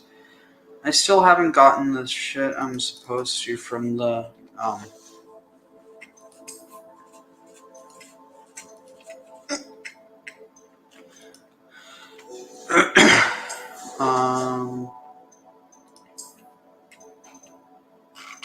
what's this stuff I just got? Right here.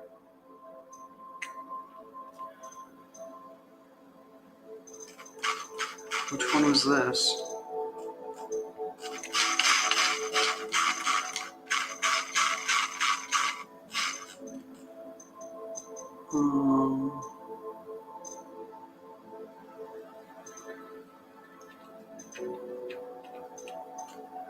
I don't even know which one this is.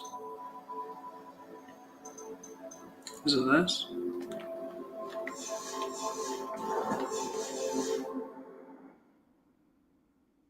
Where's the painting? Oh. Lumos.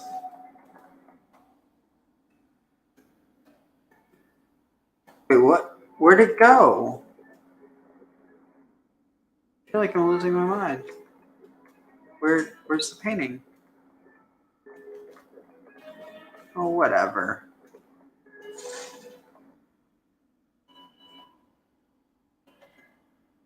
Revelio.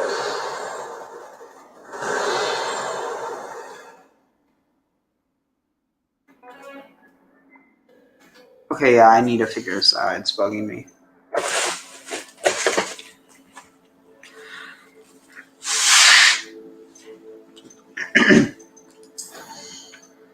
Oh, and was it not that?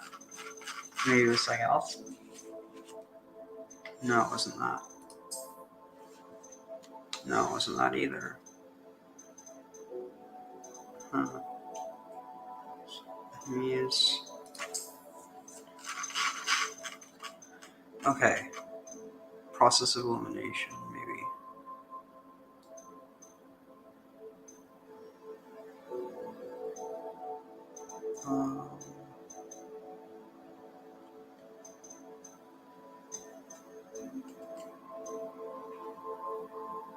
I really don't know what it could be. Maybe it's the... Oh, it might... Maybe it... I think it's got to be that. Whatever, it doesn't matter. And I still haven't even completed the freaking quest I meant to. Ooh, what's here? Anything? No, just cats.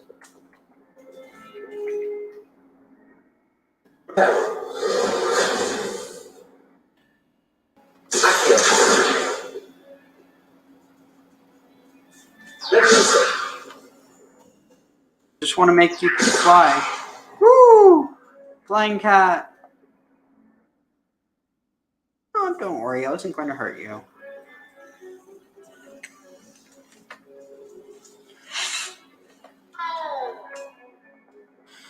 Okay. Oh, it must have been. Is this the... I don't know. I really don't know. Wait, I was here before. Wait. This is just drugs. What a lovely trip down.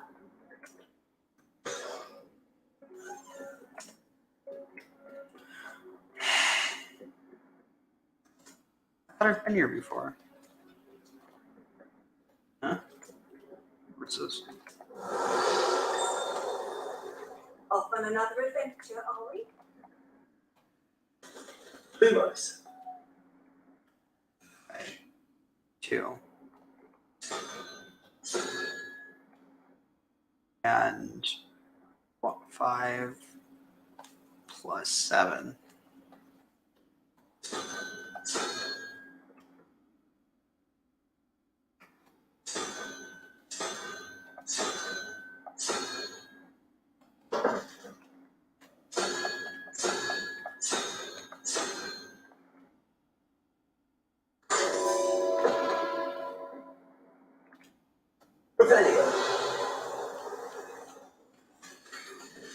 Nice.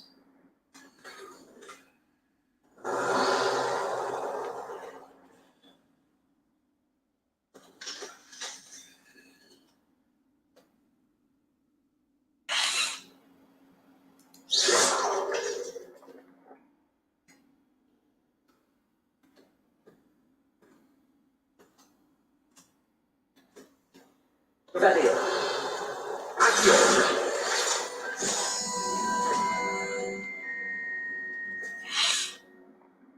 Revelio.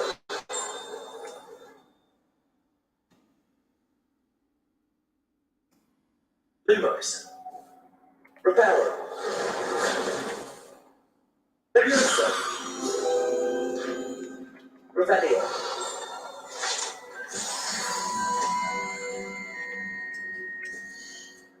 I shouldn't have to open it up every time I want to know what it was.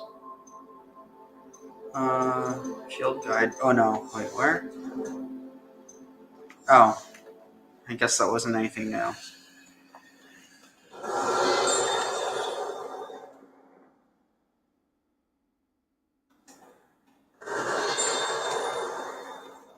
Was I here before? Revelio.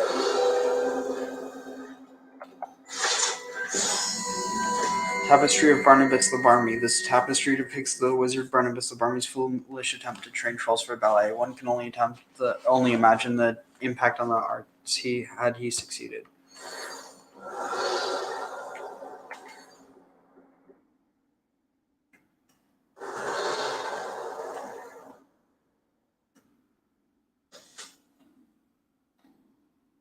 Revelio.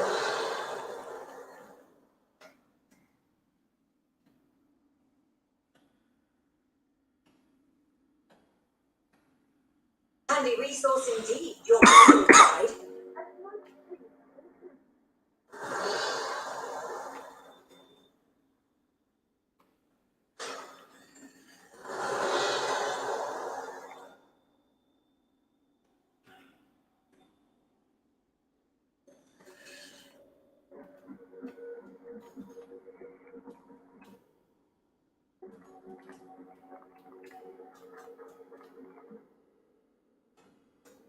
Revelio. Lumos.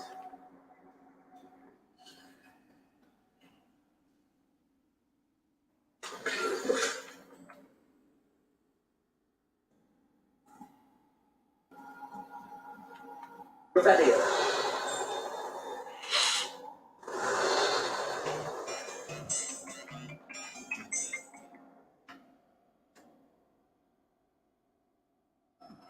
See if I can get fully up here to the.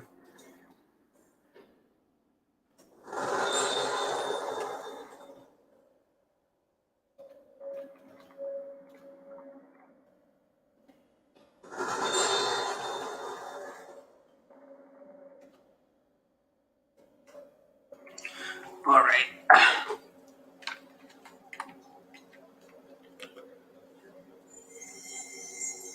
Give me a moment.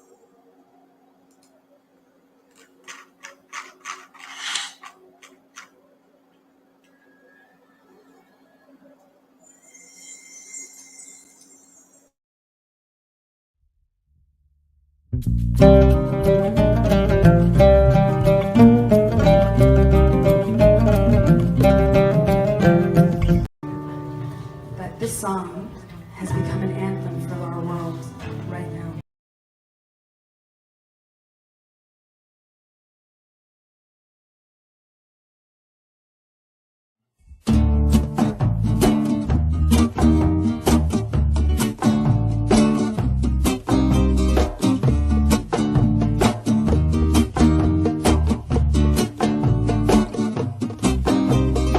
אשת חיל ממצא ורחוק מפנינים בטח בלב בעלה ושלל לא יחסה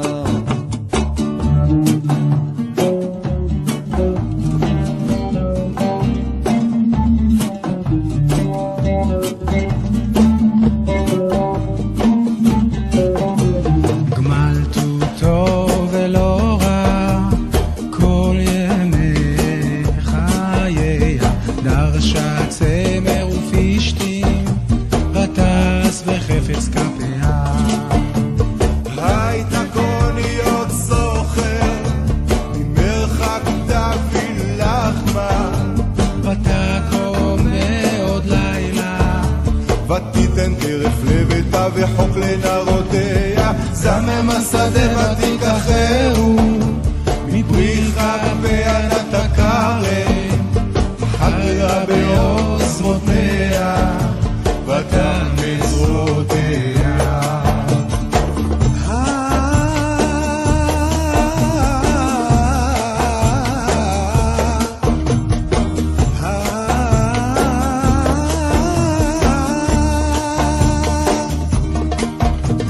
טעמה כי טוב סחרה לא יחווה בלילה נר ידיה שילחה בקישו וחפיה תמחוף עליך כפה פרסליאני וידיה שילחה ליבול הותירה לביתה משלג ככל ביתה לבושני מרבדים עשתה לה שש בה כמה לבושה נורדה בשער עם בעלה בשבטו היא מזיקני הארץ סלית נסתה בתינקו וחכו נקנה לקלני עוזב וידר לבושה ותשחק ליום אחרון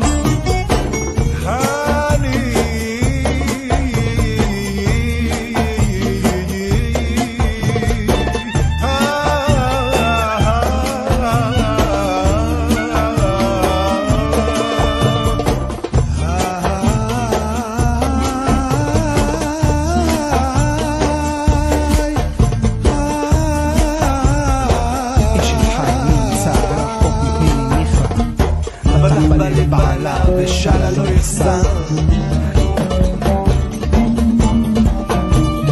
היא פתחה בחוכמה בתורת חסד על לשונה סופיה לכבוד ביתה ולחם עצלות לא דוחה כמובניה וישרוע בעלה ויהלל רבות בנות עשו חיים ואת עלית על כולנה. שקר אחר והבל היופי, אישה יראת אדוני, היא תתהלל. תנו לה מפרי ידיה, והיא הללויה בשערים מעשיה. אשת חיל מי נמצא ורחוק מפי ממך בטח. All right.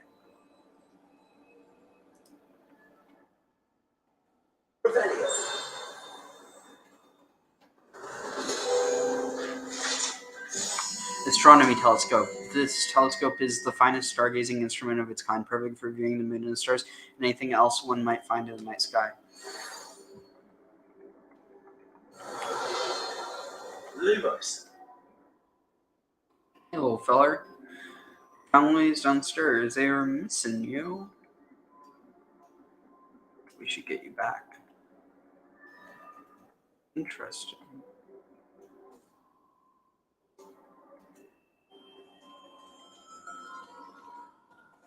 I wonder, can you make a bird fly?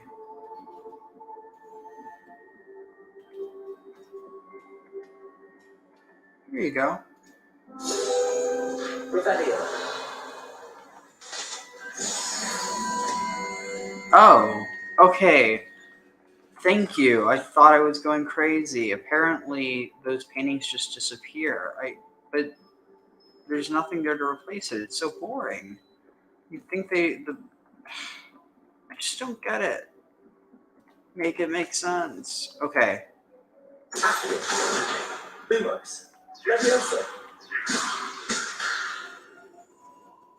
Okay, that's weird.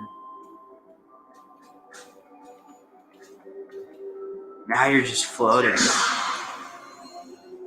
Fly, Betty, fly.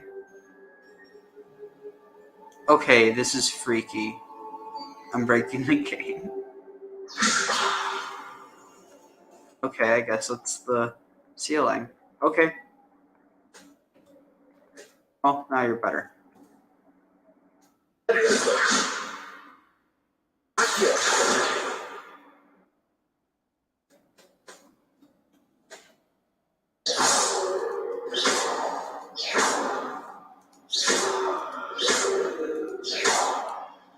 Interesting.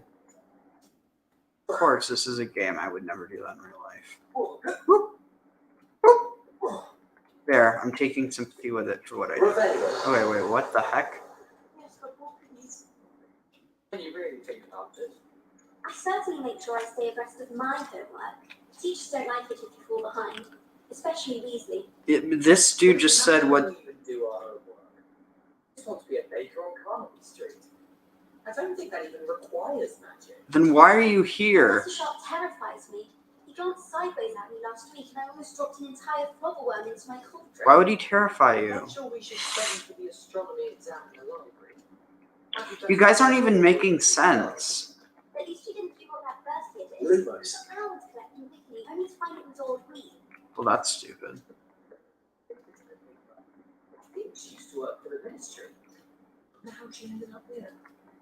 I still can't believe that girl wrote her essay on shrinking solutions and thought it would be clever to shrink it before handing it in. Okay, any other wisecracks?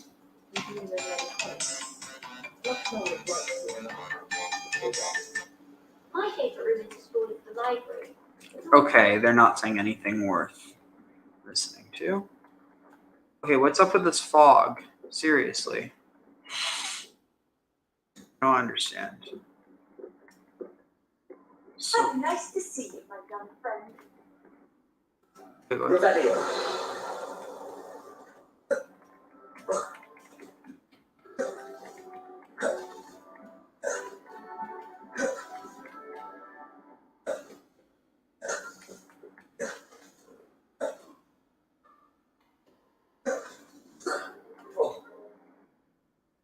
Oh, hey. Who is that? Nearly Headless Nick? Oof.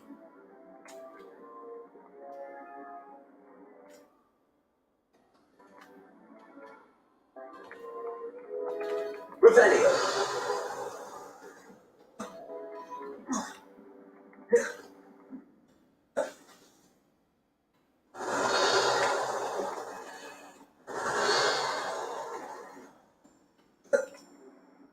Oi, can you help me? Yeah, Hello. sure. What do you need? Were you calling me? I was, yes. Thought you might be interested in joining me for a bit of an adventure. Following a treasure map, to be precise. Sure. Slight respite from battling the odd troll, I should think. Asked Poppy if she'd be interested as well, but couldn't drag her away from her puff scheme. I found 2 maps lying about, both leading to locations around Hogwarts. Care to have a look at one? Sure. Following a Hogwarts treasure map. Count me in. Wonderful. Hogwarts fascinates me. You can keep whatever treasure lies at the end of your map. I'll be satisfied just I'm knowing sorry, where it but is. no, you should have something.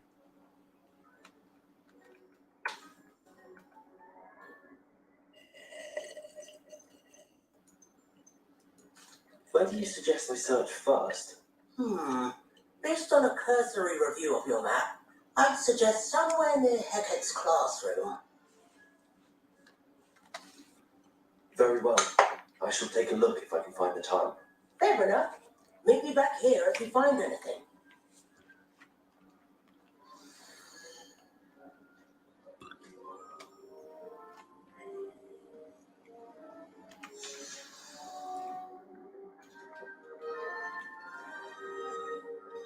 Revelio. Hey, I should probably talk to him. Professor, do you have time to chat? I always have time for my students. How may Shalom, I help you? Achi. I wondered if I might ask how long you've been teaching at Hogwarts. Well, it's been what now? 7 swift years. Time does fly because we have fun, essential in my opinion. An eager, positive, and confident mind is the most open to knowledge, I find. Some of the professors may not agree with your approach. Well, each of us has our own style, I suppose. Some in the teaching field believe that hard work and dedication are the only keys to success. But they forget what drives those things. Fun. If one cannot fathom why someone would expend energy on gobstones, then one is blind to the enormous power of play. And that's why you teach the way you do. Precisely. I strive to be the sort of professor that I would have enjoyed in school. My experience was less cheerful.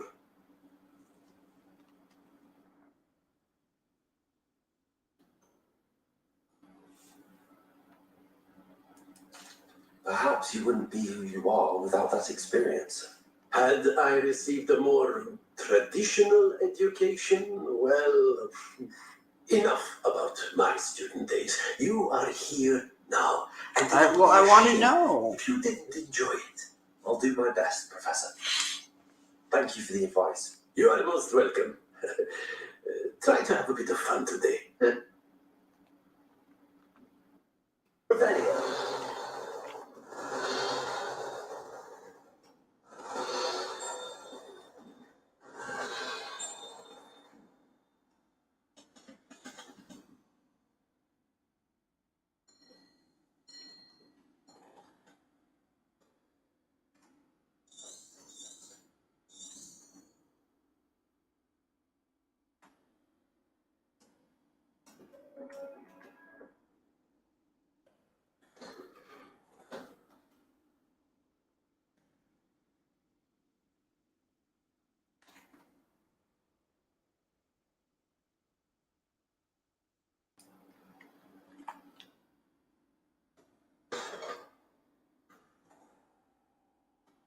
Revelio.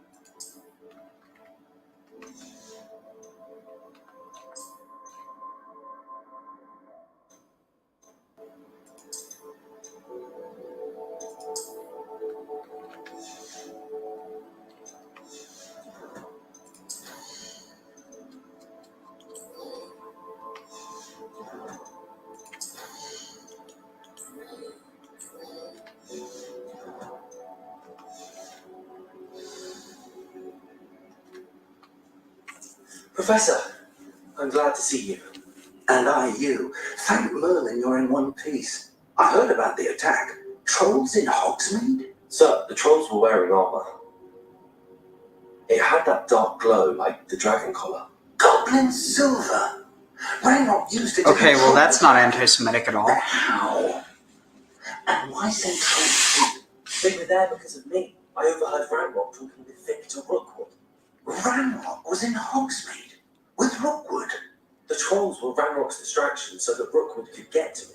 And he would have had Serona in the hatred with the 3 broomsticks that he convened. This is great news indeed. If Ranrock's goblins and dark wizards are after you, they want what we found in that vault. About the goblin at Gringotts. Speaking of the vault, do you think that Ranrock is working with any of the goblins at Gringotts? I do not. Gringotts goblins aren't typically the friendliest of beings, but they have a great deal of integrity. No, I dare say after what happened to that poor banker, the goblins at Gringotts are no followers of Ranrock.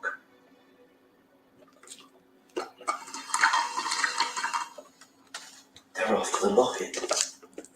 You said you discovered something in it. Yes, yes. I discovered an inscription. When I read it aloud, this map appeared. Clever enchantment. It's a map of Hogwarts, to be sure, but I do not know where it leads. It leads to the library. A restricted section, to be precise, and a bit beyond. I see traces of magic there on the map. I suspected you would see something. Shall we go? I appreciate your enthusiasm, and I'm eager to discover what we may find there as well. But if our experience at Gringotts, let alone what happened at Miriam, taught me anything, it's that the path we're on is terribly dangerous. I'd like you to work with Professor Hecat a bit before we continue. But sir, how dangerous can it be? Perhaps we're only after a book. Perhaps we are only after a book, but we should be prepared for anything. Once you've honed your defensive magic further, come and see me. I'll let Professor Hecat know to expect you.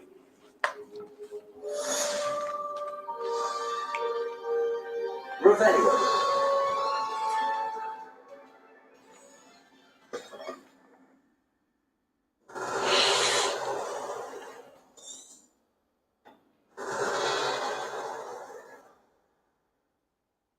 Lumos.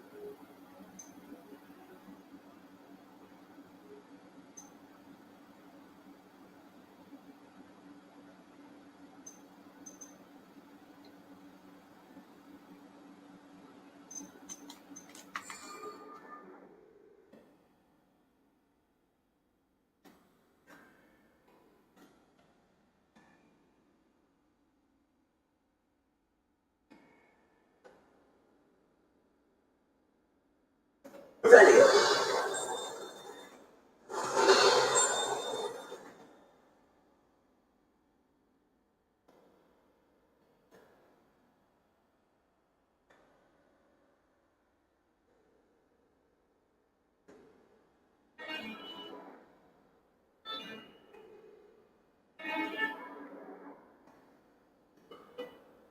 Wait, well, where the hell did he go?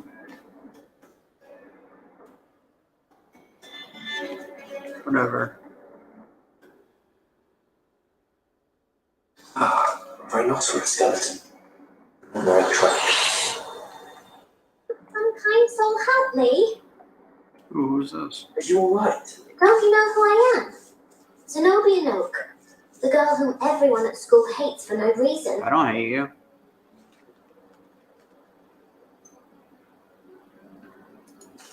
Everyone hates you. Why? Because Hogwarts is full of bullies and spoilsports. Leander Pruitt's one of the worst, that no-talent moon mind. I wanted to make some new friends, and so I brought my collection down to the common room. My gobstone collection, that is. I was hoping someone would want to play. Are you familiar with gobstones? Little balls, like marbles. Ground game. And if you lose, they spray you with a foul-smelling liquid. Gobstones? Sounds like a fun challenge. That's what I tried to tell everyone.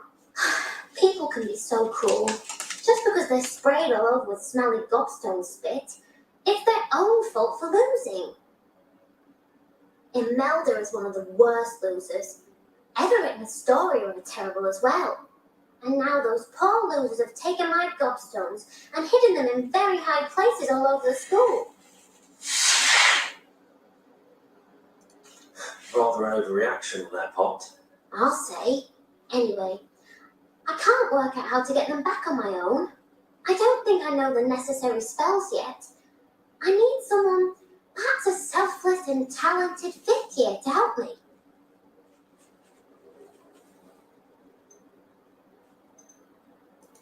Do you have any suggestions on how to get your gobstones down from their hiding spots? If I knew that, I'd get them myself. Whoever hid my gobstones that high got up there somehow.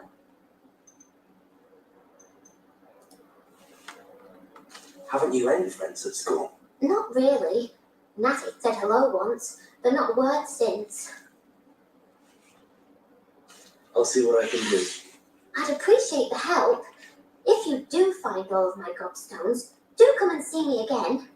I'll be back to playing Snake Pit and Jackstone by myself in no time.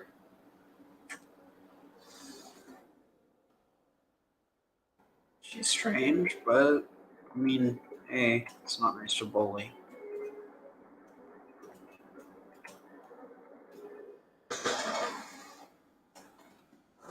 I'd better keep an eye on high places around the school for Zenobia's gobstones.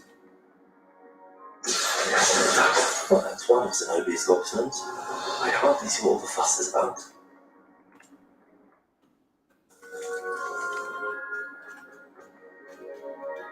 Lumos, Leviosa!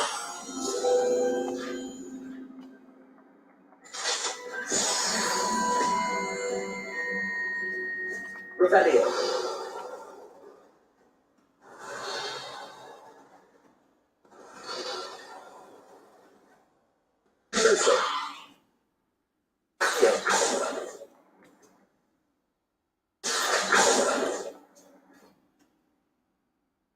The Dalian keys are back. Aren't they brilliant?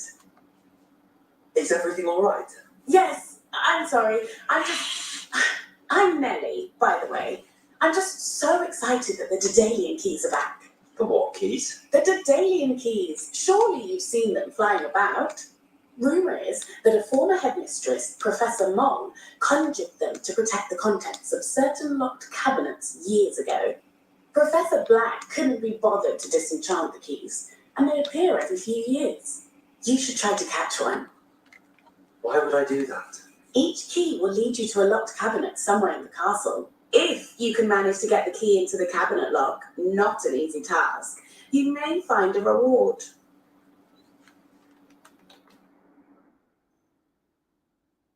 Why would Professor Mong conjure flying keys? What I heard is that it had something to do with keeping Peeves out of things. But that may or may not be true. He's a poltergeist. I thought they could go almost anywhere. Surely you will be trying to complete the challenge as well. I've tried, and I can't even get past the first cabinets. Perhaps you'll have better luck. I'd love to know what's in the cabinets. Perhaps I'll give it a go. I hope you do. In fact, I think I heard one of the keys in the astronomy tower. You should listen for them. I hope you follow the keys at least. If you manage to open a cabinet, I'd love to know what you find, if anything.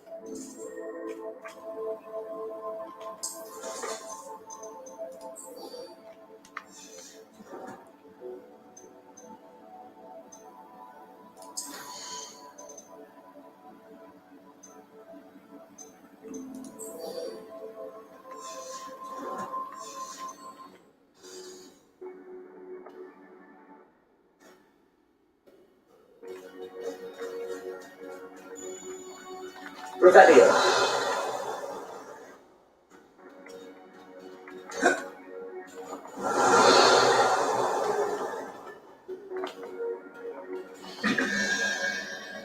Lumos.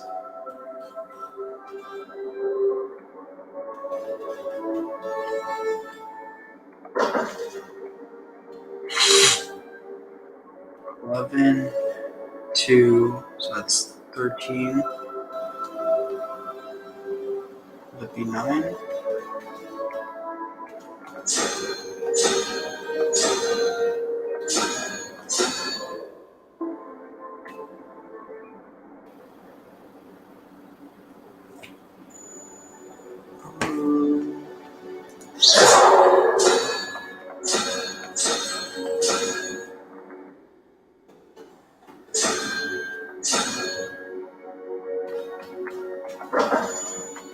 Revelio.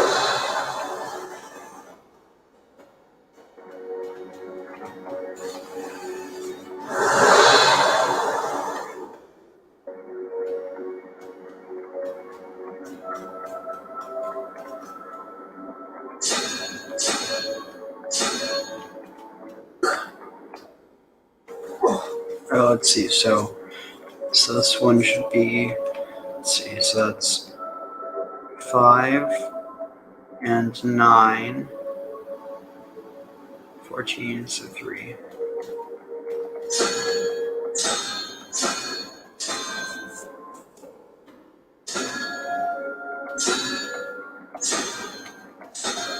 Wait. Okay. So hold on.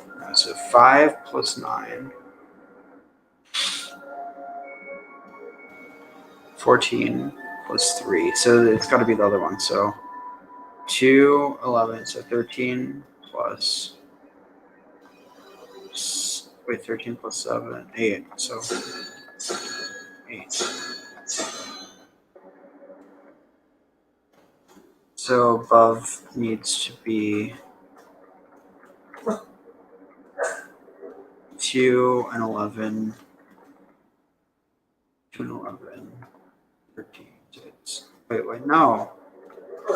It's the bottom one. 5 and 9.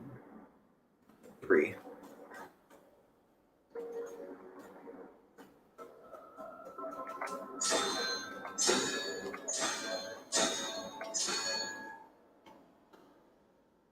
Revelio.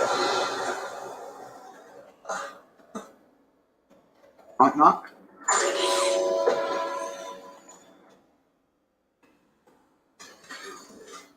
These trees.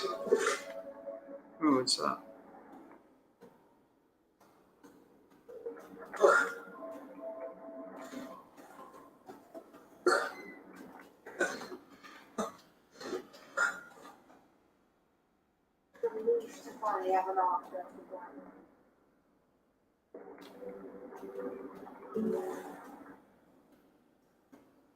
Revelio.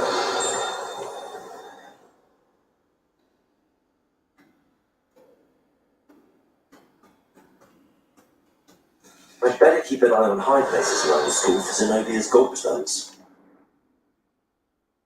You can't imagine how inconvenient that was before I invented it.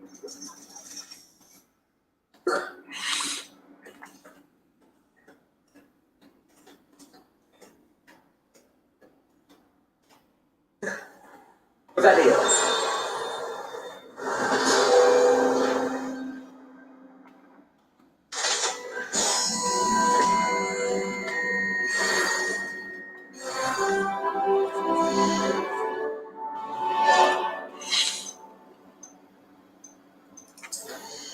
Collections.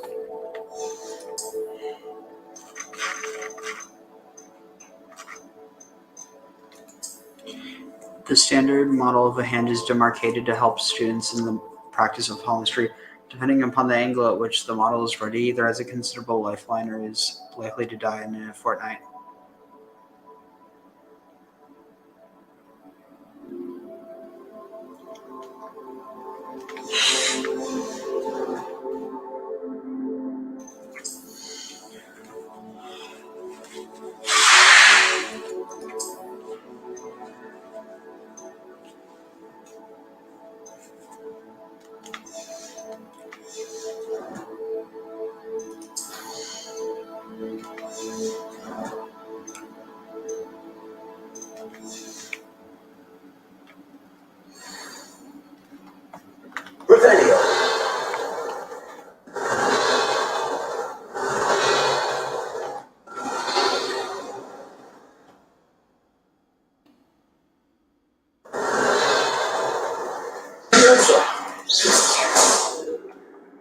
Revelio.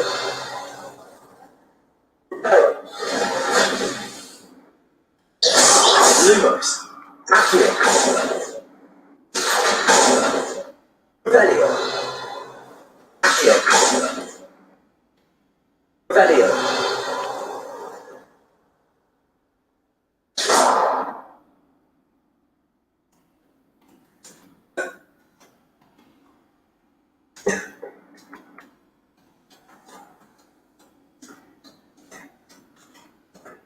I'd better keep an eye on high places around the school for Zenobia's gobstones.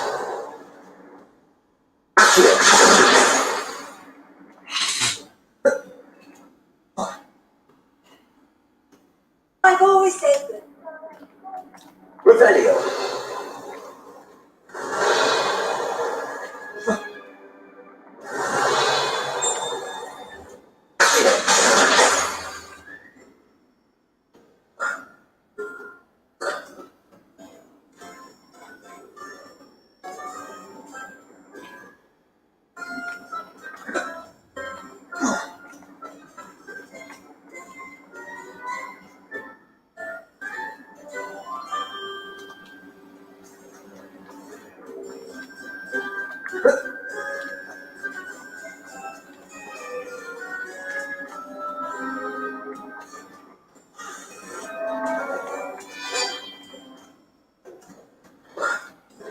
Revelio. Lumos.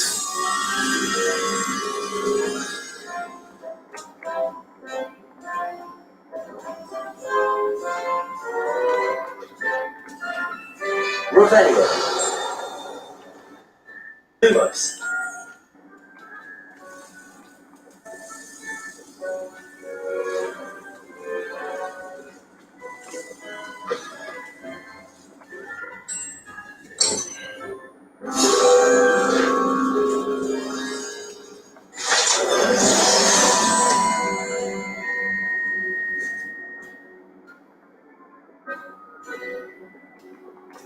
Revelio.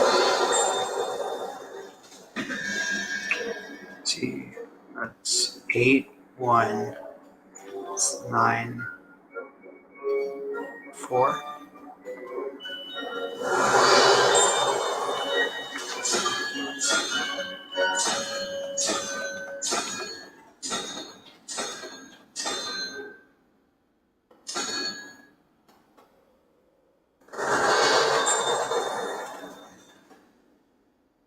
Thirteen, 3.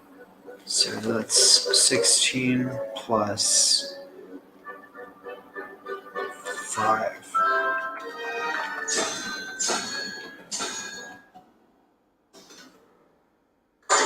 Nice. Nice.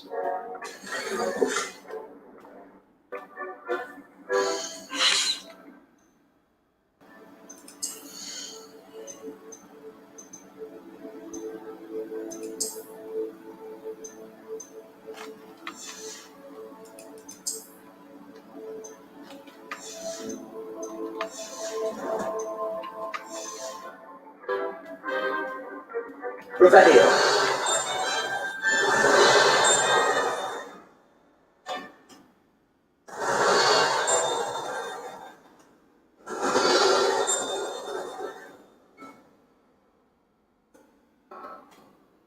I'd better keep an eye on high places around the school for Zenobia's gobstones.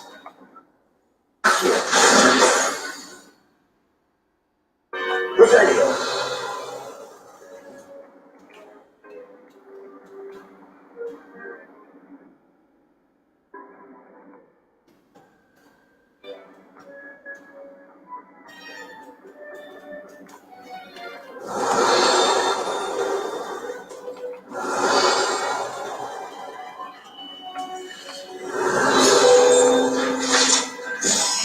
Moving staircases. The savvy student is wise to keep an eye on the stairs as they will change position without notice. While certain students may not mind being late to class, they may very well regret being late to dinner.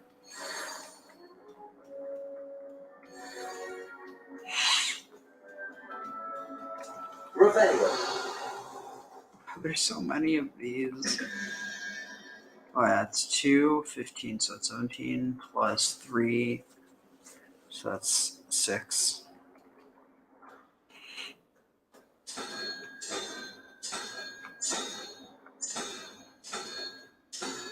The other one.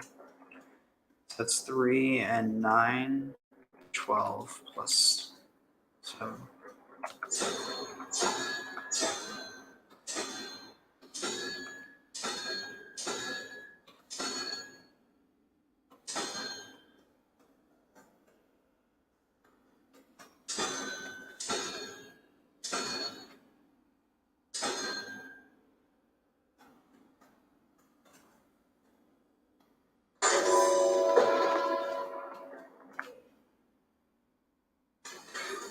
Nice. Revelio.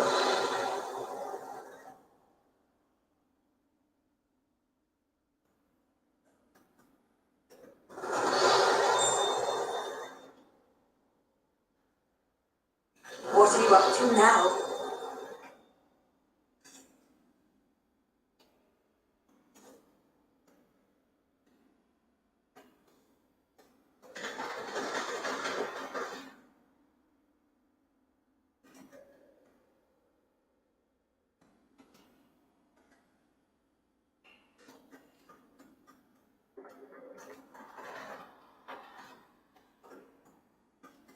Revelio.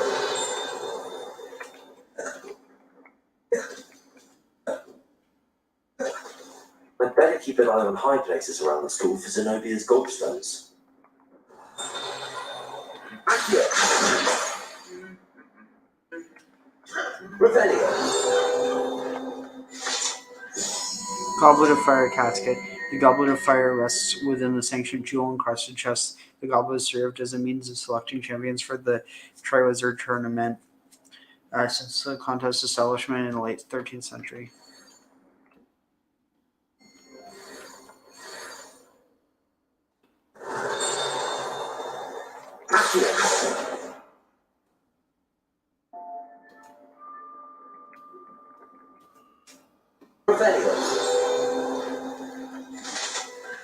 Trophy Room. This room contains the House Cup, Quidditch trophies, dueling trophies, and other awards given at the school.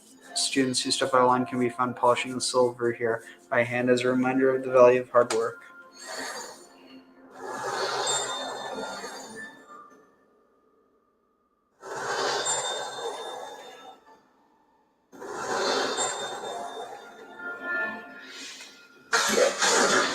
That's the last of Zenobia's gobstones. I should go and see.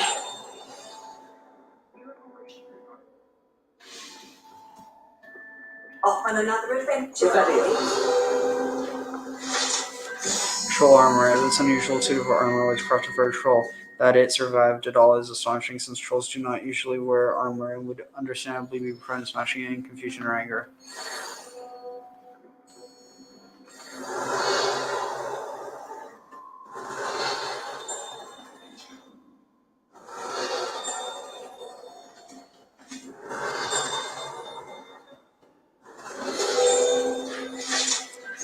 Centaur armor. This unique set of armor was created as a misguided peace offering to a centaur leader. The gift was spurned and the messenger shot through the leg with an arrow. The armor itself, battered with hoof marks, was later recovered and refurbished.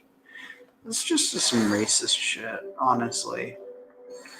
It's like implying that the certain of these species in the game are basically other ethnicities because that's what they're modeled off of, implying that they're savage. It's really gross. I mean, there's a context in which you could do it, but like this, just it all feels so essentialist rather than just being, oh, this centaur. It just has to be the centaurs or a centaur. You don't establish a lore besides making them villains. I mean, obviously, not all centaurs in the Harry Potter universe are villains, but the point stands.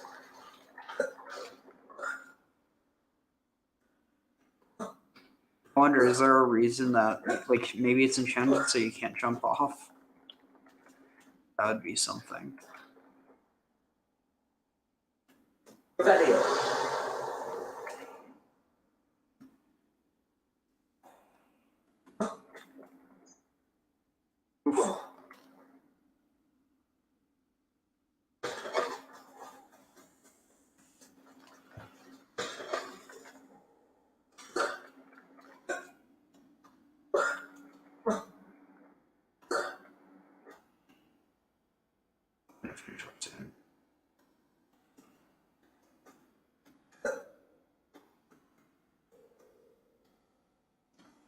It's freaking huge. Revelio.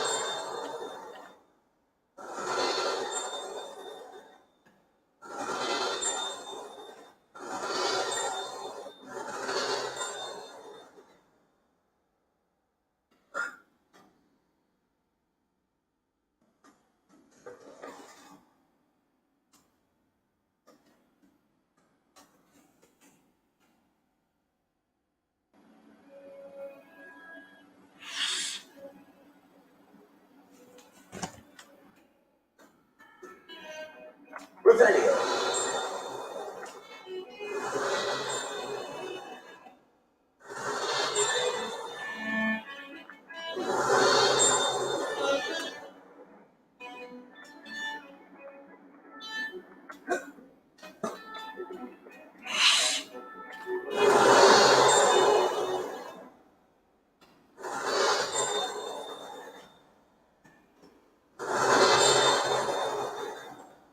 I hope you've had more luck than I did tracking down. Hello, Zenobia. I found all your gobstones. Really? I didn't think it was possible. However did you do it? Common sense and basic magic. Well, may I have my gobstones back?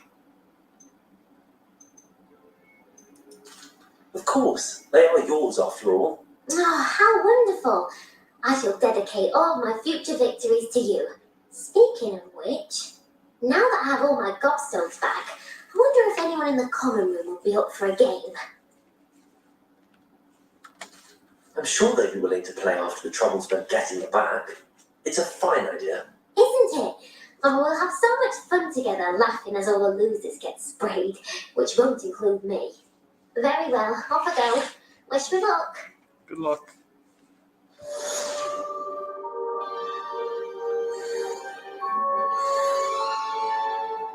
You can't imagine how inconvenient travel was before I invented it.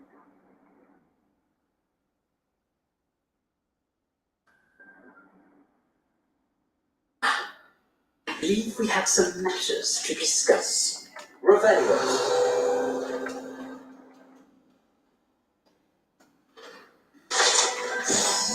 Meridian black skeleton. This large dragon skeleton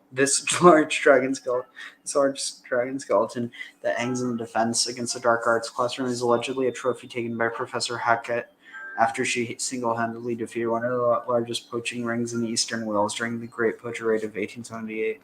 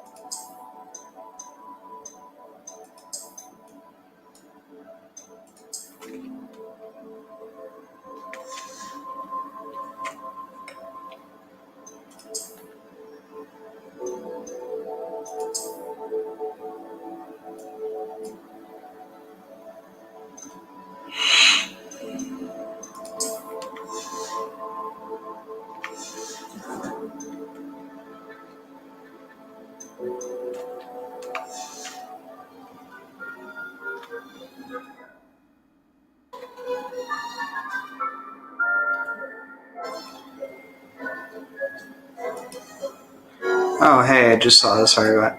Yeah, I mean, it is fun, but at the end of the day, it's I don't know. Like so far, it's mainly just exploring the castle, and I mean, to be fair, it's not fun because it's Harry Potter. It's just fun in general. So at the end of the day, I mean, I don't know. More than anything, it's because there's clearly stuff that it missed. Just, I mean, so many features. But I think more than anything, it's the narrative is kind of concerning. But then again, maybe I'm just being picky.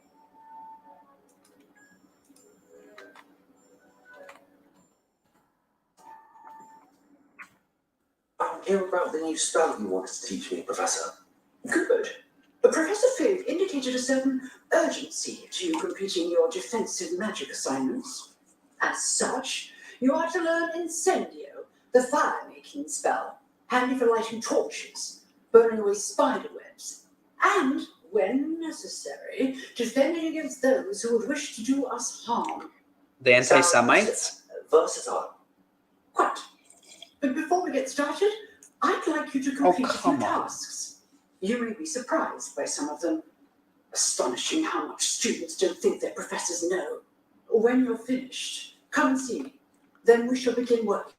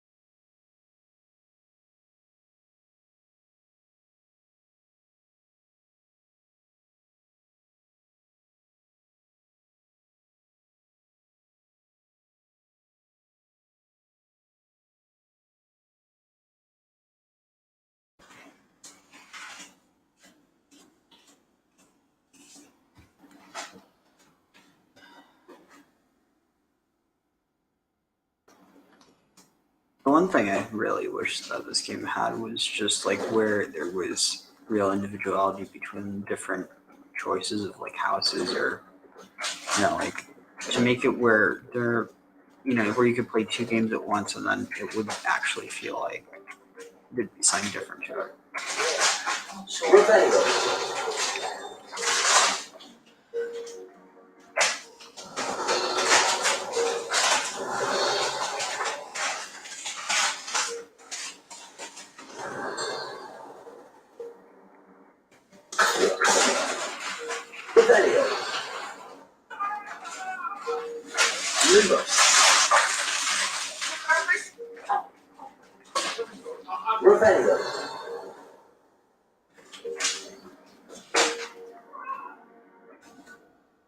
Lumos. Leviosa.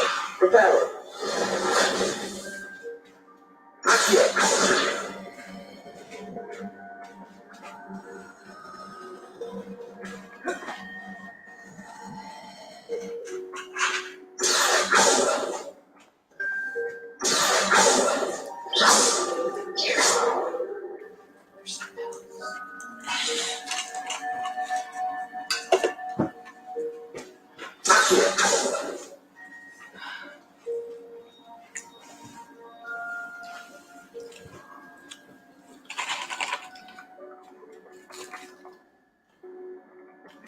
Revelio.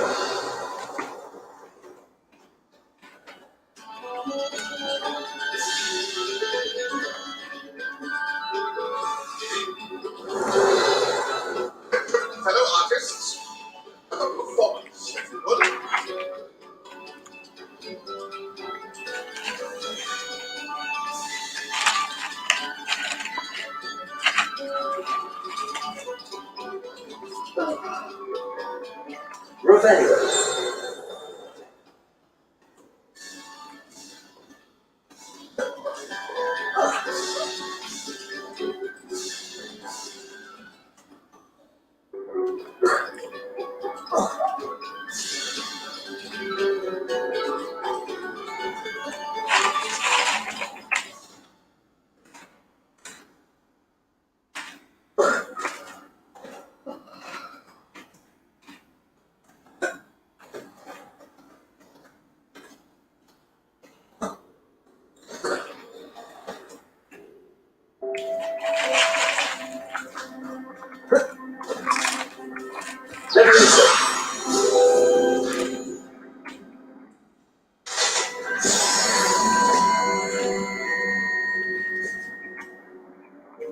Revelio.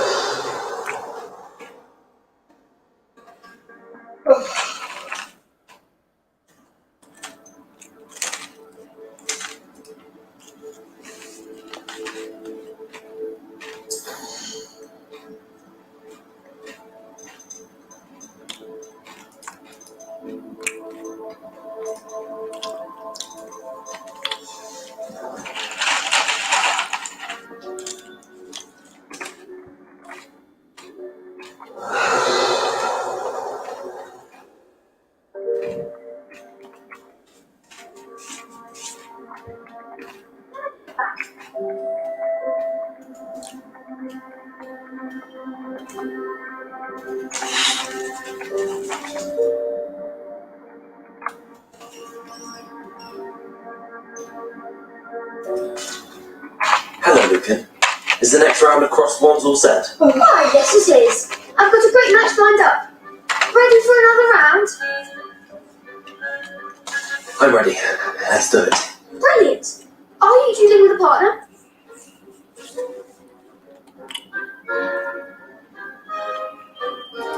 Yes, Nazi.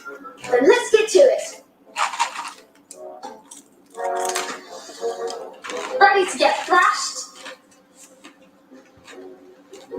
Apologies in advance.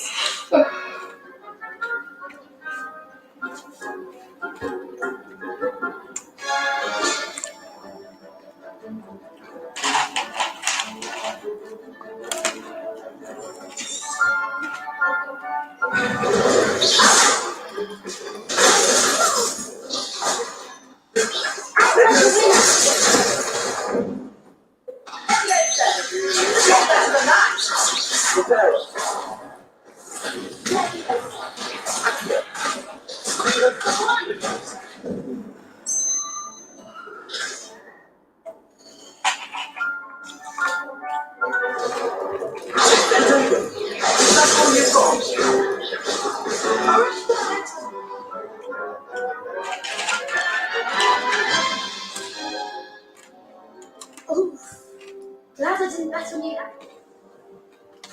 I'll give it another go.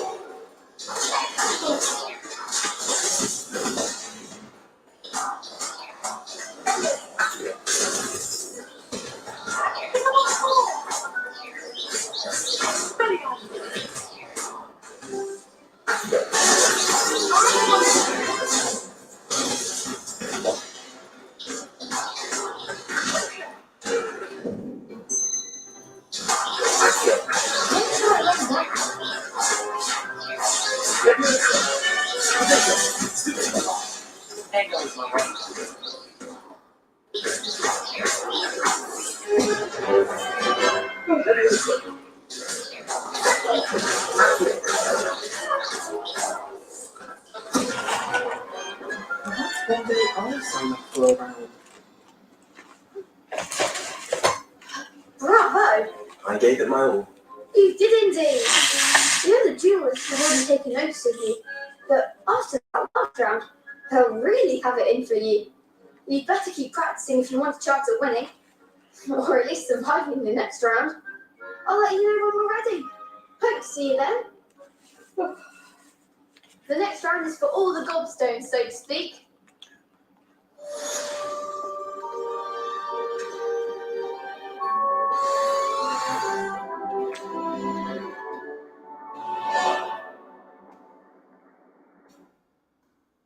What are you up to now?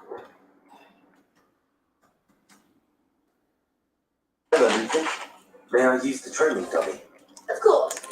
I'll fetch it and give you a list of combinations to practice. Ready to have a try now?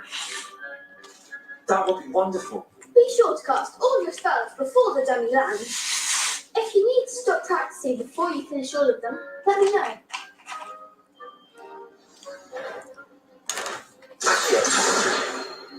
Lumos. Next time, perhaps.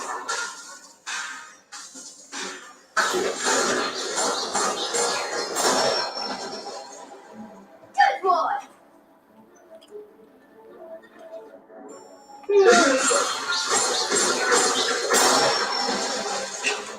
That's it. That was something. Lumos. You'll get it.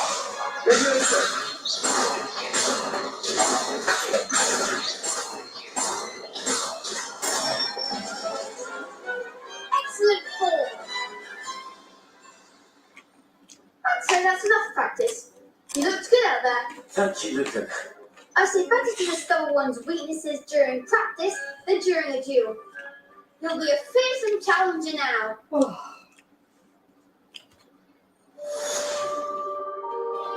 Assignment's all finished. Awesome. Revelio.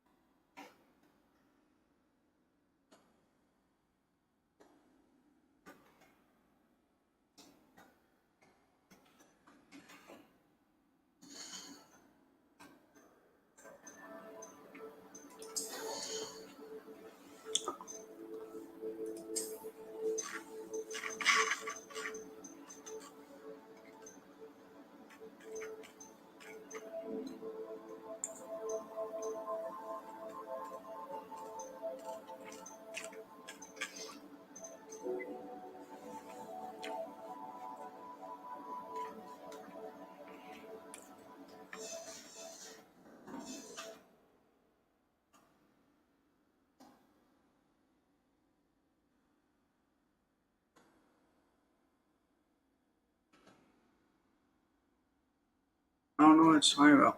These look like there's only 3. But maybe I'm. Oh no, I see it.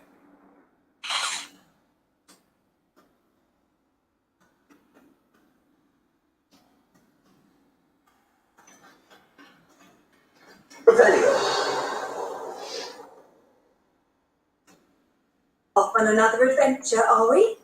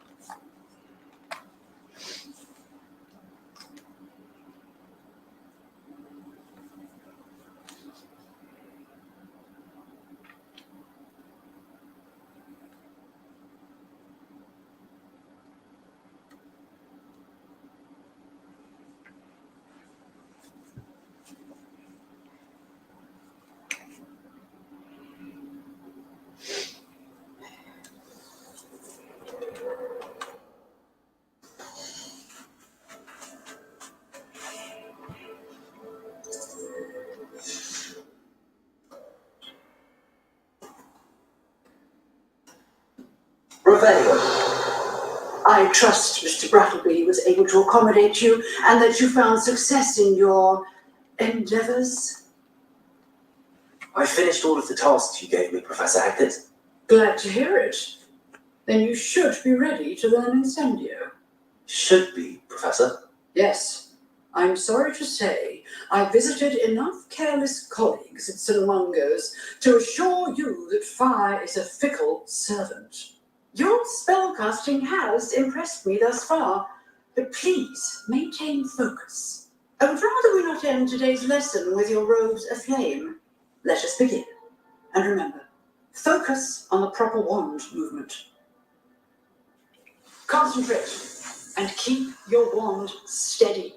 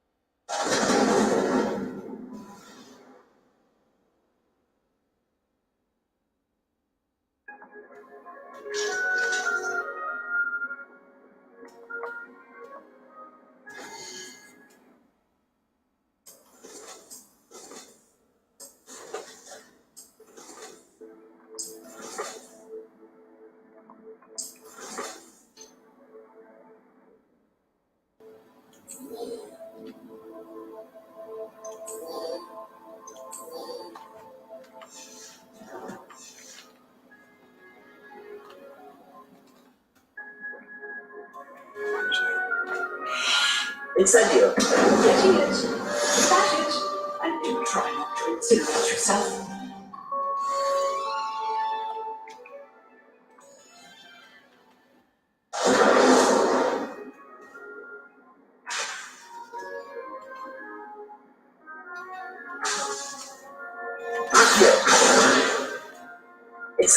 Setting things ablaze is certainly cathartic, isn't it?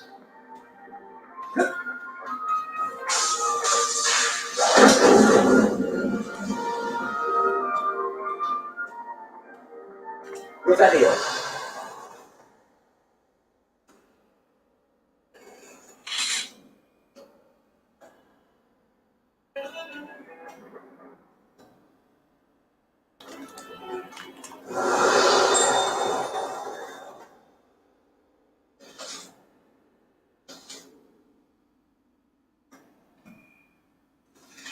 Incendio.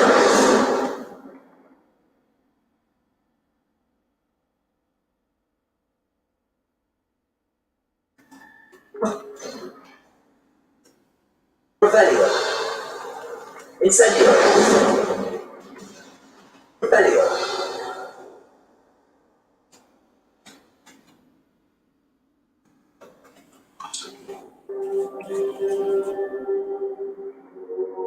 Ah, there you are. Hello, sir. You'll be pleased to know that I worked on my defense of magic with Professor Hackett. So I hear. She tells me you've taken rather well to your new wand. You must continue to work with her and your other professors to improve your skills. That said, I don't wish to postpone our visit to the library any longer. So, shall we proceed? Fig! I have work for you. Come. Headmaster, I'm with a student and my schedule... Your schedule will wait indefinitely, as will your student. I would think that after all the trouble you caused me with Osric, you'd be eager to make amends. My office, 5 minutes.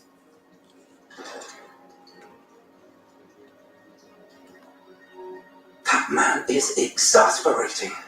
Unfortunately, our trip to the restricted section will have to wait a bit longer. But Professor, we have no choice. It would be unwise to provoke our illustrious headmaster further.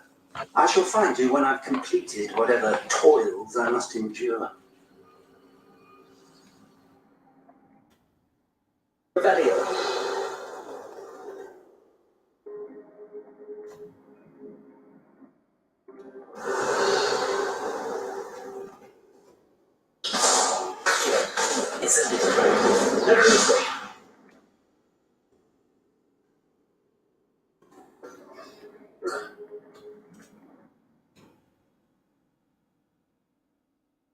Sebastian mentioned sneaking into the restricted section. Perhaps he'll have an idea.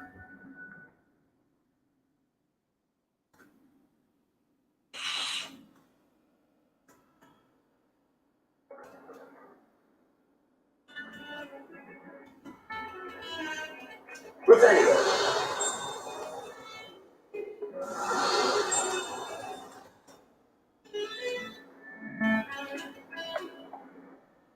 Sebastian, there you are. There you are. You promised me an explanation for what happened in the Three Broomsticks.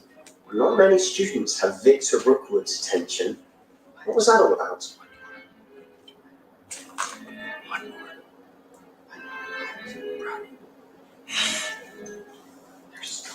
It seems he's working with Ranrock. Ranrock is after something I found at Gringotts. Ranrock? And when were you at Gringotts? Professor Fig and I ended up there after the dragon attack. It's quite the tale. Fig had this portkey. A portkey to Gringotts? I'm not sure I follow. I barely followed myself, and I was there. Anyway, we ended up in an ancient vault where we found a map. That map leads to the restricted section. You can't be serious. Deadly serious. Professor Fig has insisted that I not tell a soul about any of this. Probably said too much. Understood. Your secret's safe with me. Whatever it is. Thank you, Sebastian. You mentioned being clever enough not to get caught in the restricted section. And I am. Meet me outside the library tonight. And tell no one.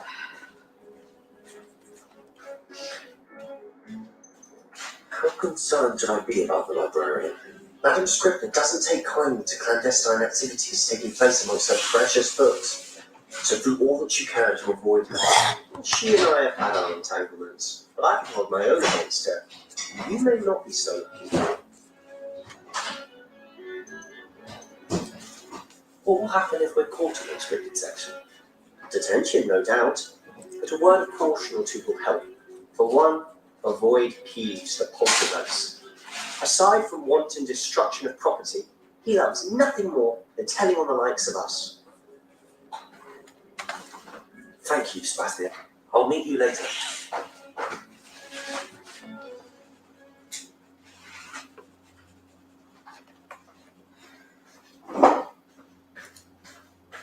Hey, so what's up?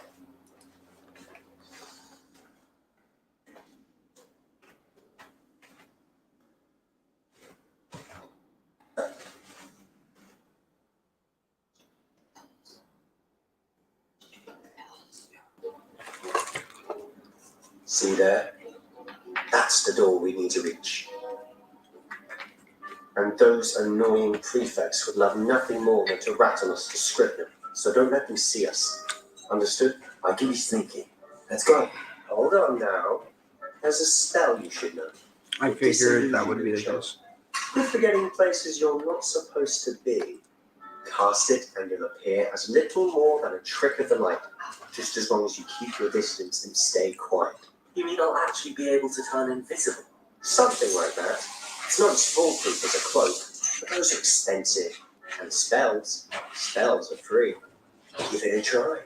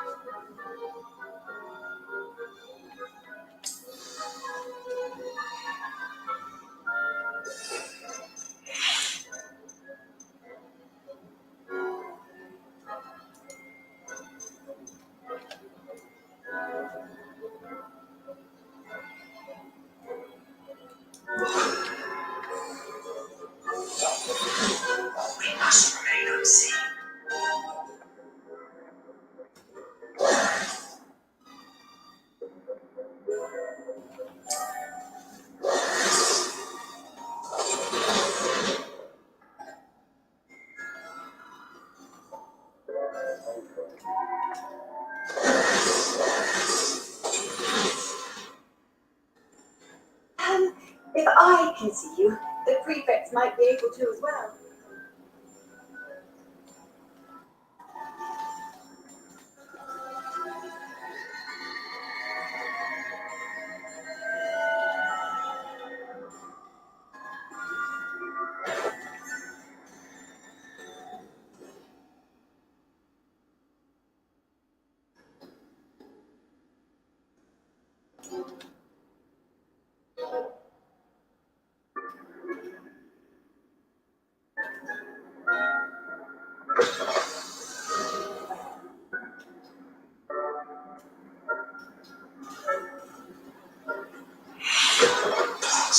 Librarian's still here.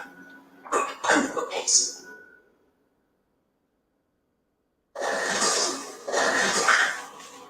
Told me the librarian would be gone by now. I said usually, but it'll still be alright. Do you see her desk behind me? The key is in the drawer of that desk. Now, here's what we're going to do. I'll create a distraction to draw her away. You focus on getting the key. I'll meet you outside of the restricted section. Wait, why do I need a key? Isn't there a spell for this? Alohomora. That's how I always used to get it. But the librarian twigged that I knew the spell and cast an anti-Alohomora charm on the lock. So now it's just this key. But don't worry. I said I'd get you in, and I always keep my word. Trust me.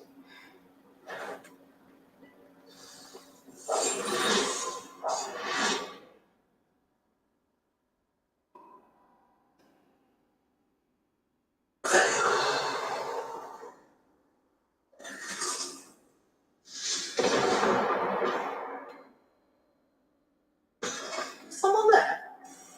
Is that you, Reeves?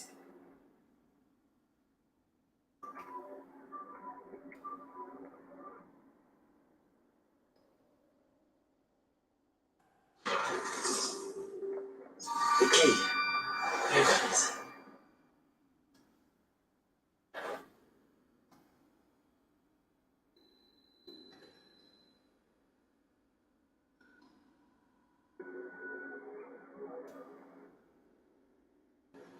That wasn't so difficult after all. I'll just find that book. Oh, that one's charmed to look more useful than it is. It's fooled me twice. Never judge a tome by its cover, I say.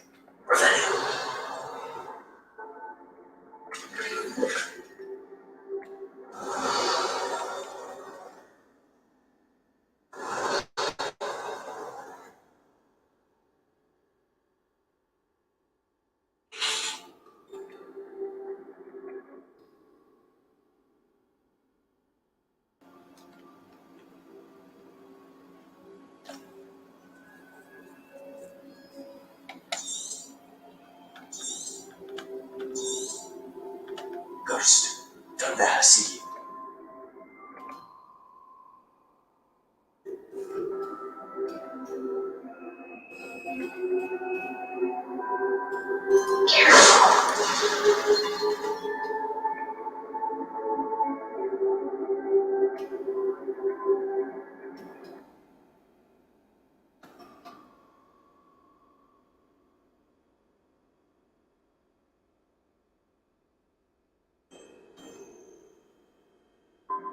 Should be in the clear. There's no need for us to be skulking about it.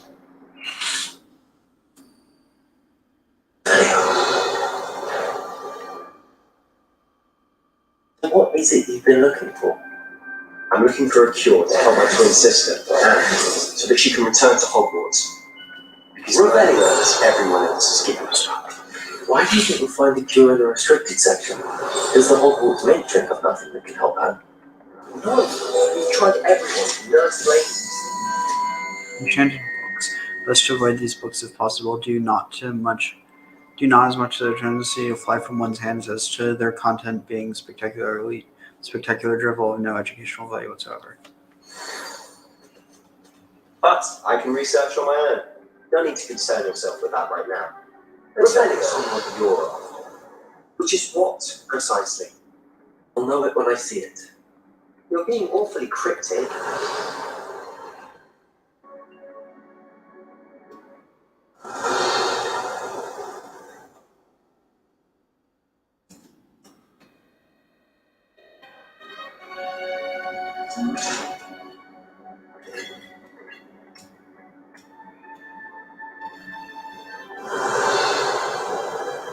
Secrets of the darkest arts. I'm impressed.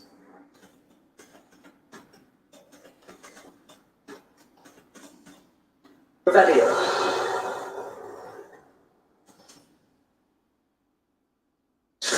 Incendio. Accio. Incendio.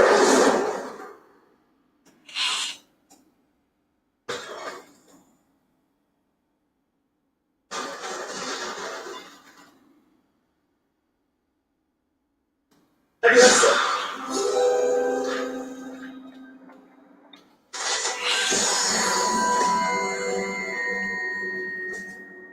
Revelio.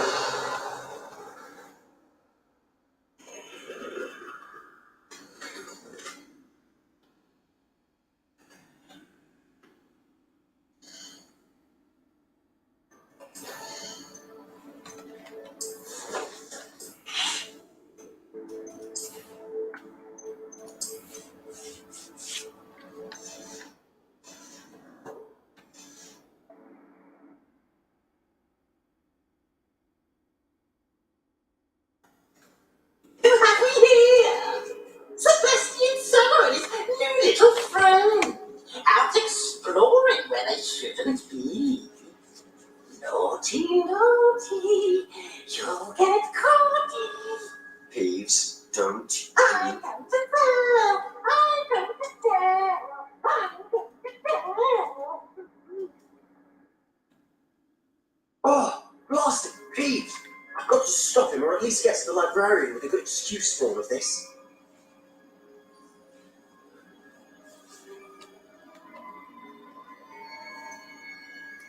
How do I know you won't go to the librarian and blame this all on me?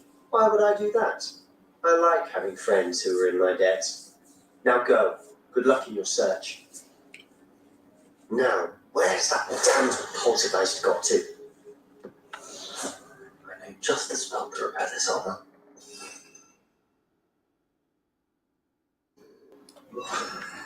Error.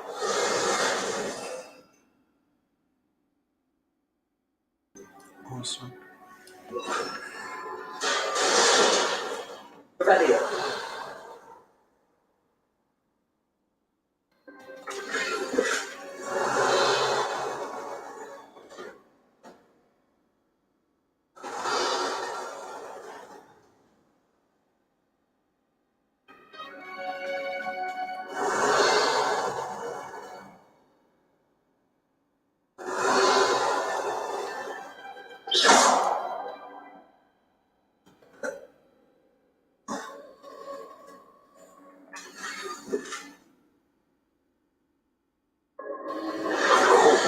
Traces of ancient magic. That's it. There must be more to this room.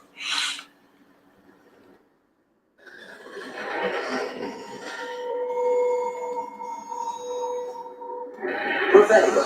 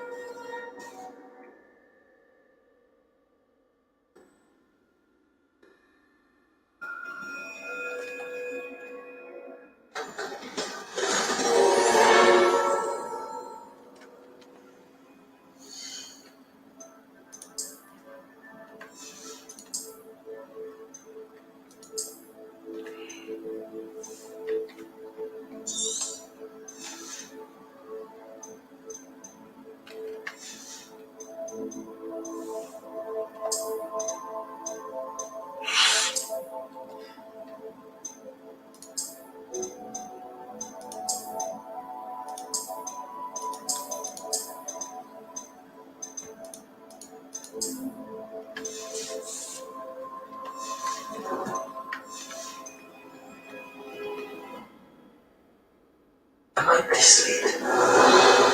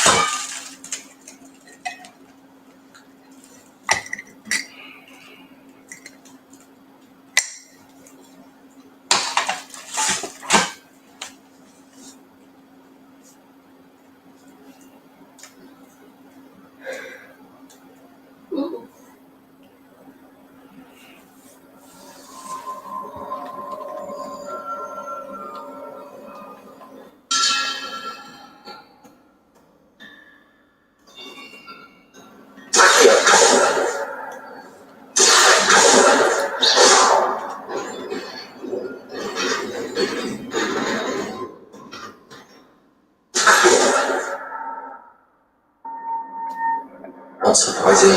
Cards at the ready.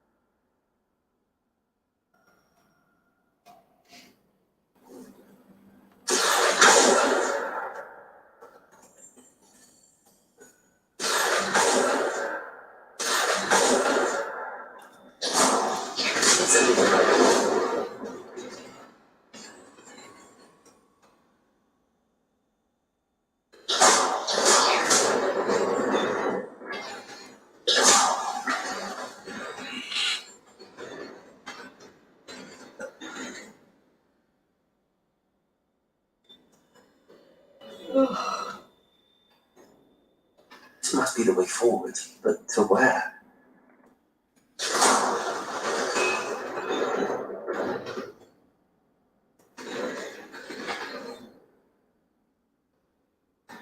Revelio.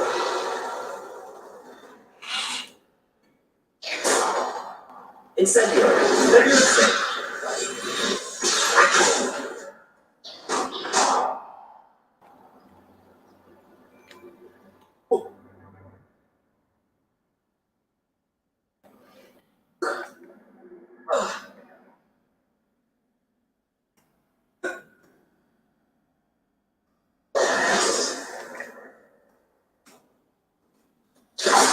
Incendio. Leviosa. Accio.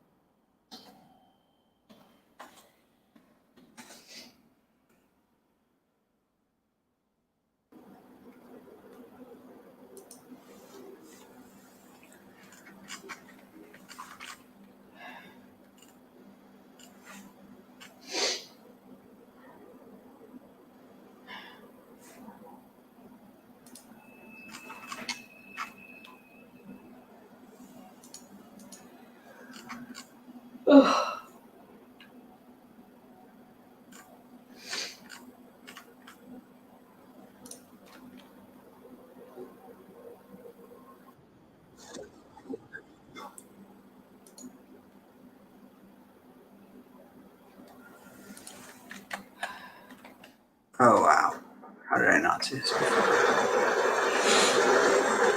Awesome.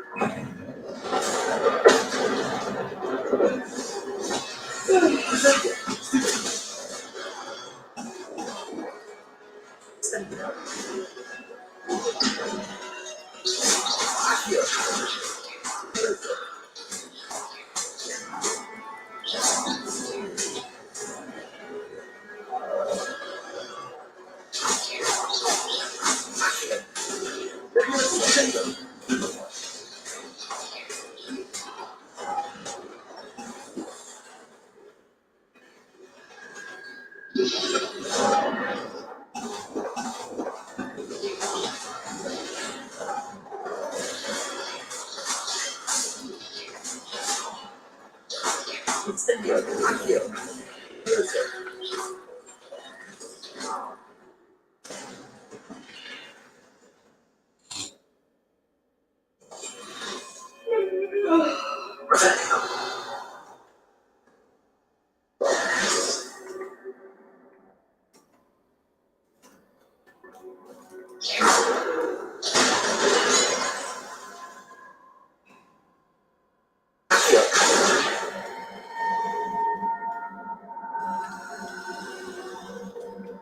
Incendio.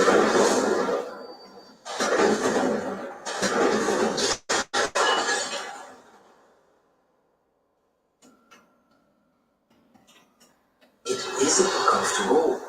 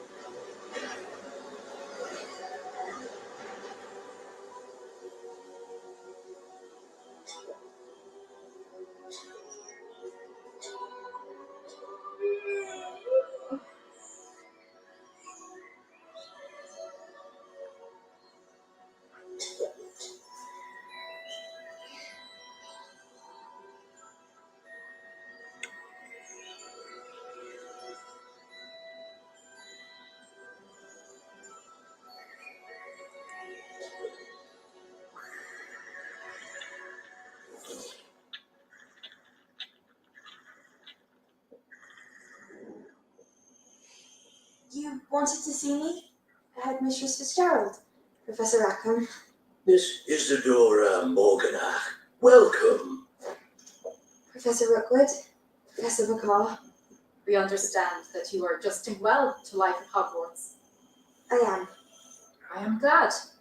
Especially in light of your unusual situation, starting as a 5th year.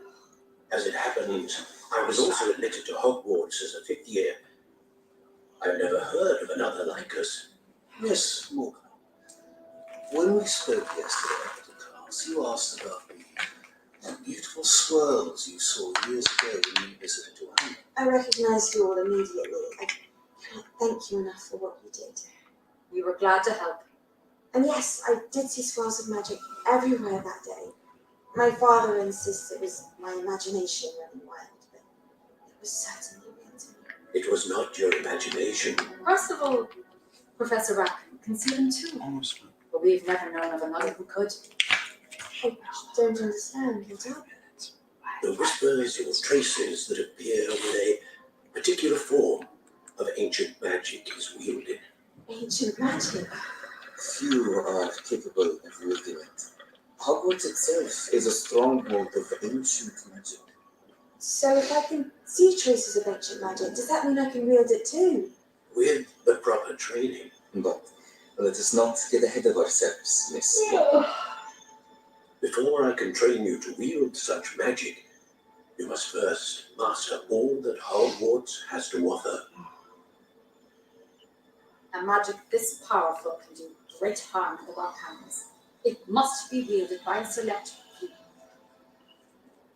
As such, we ask that you not speak to anyone about what we have discussed here today.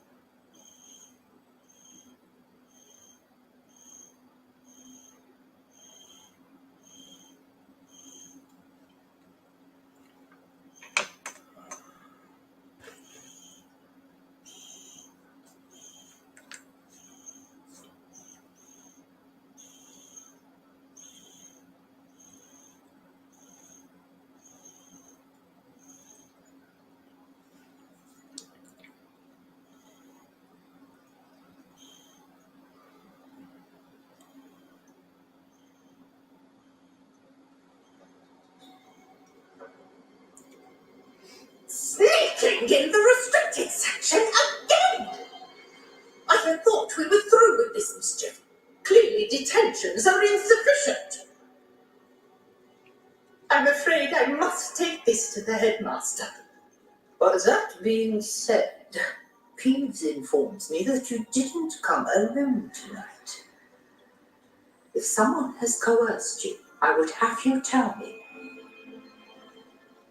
You're a bright boy. Don't waste this.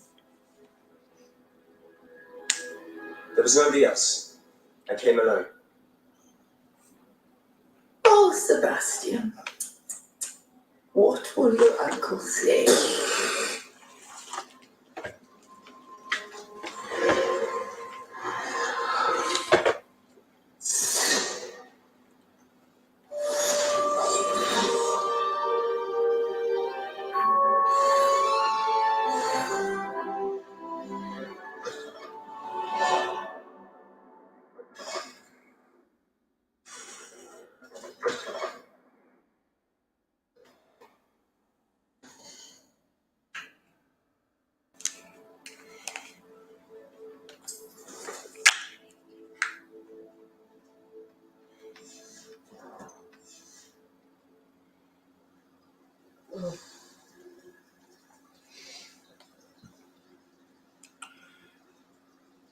So I'm just going to finish up this quest and I'm going to go to sleep.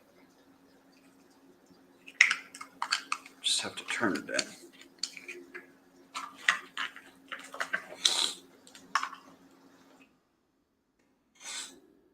Is that a auto run button?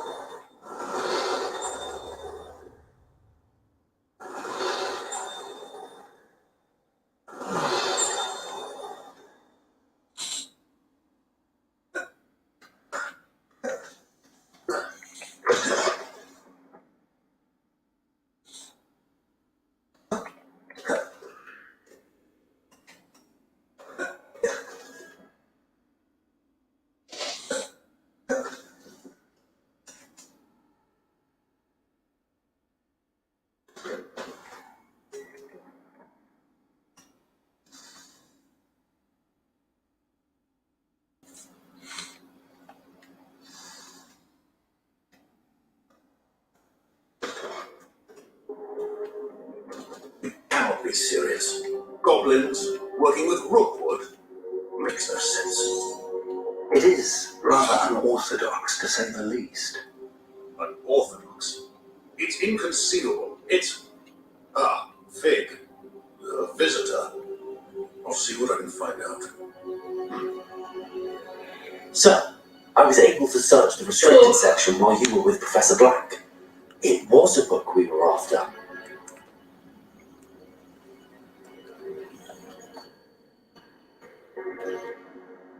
What? That's... Wait. You accessed the restricted section? But how? Thinking on it, perhaps it's best you spare me the details. Fair enough. In fact, the book was below the restricted section as it appeared on the map. I want to hear everything. First, let's have a look.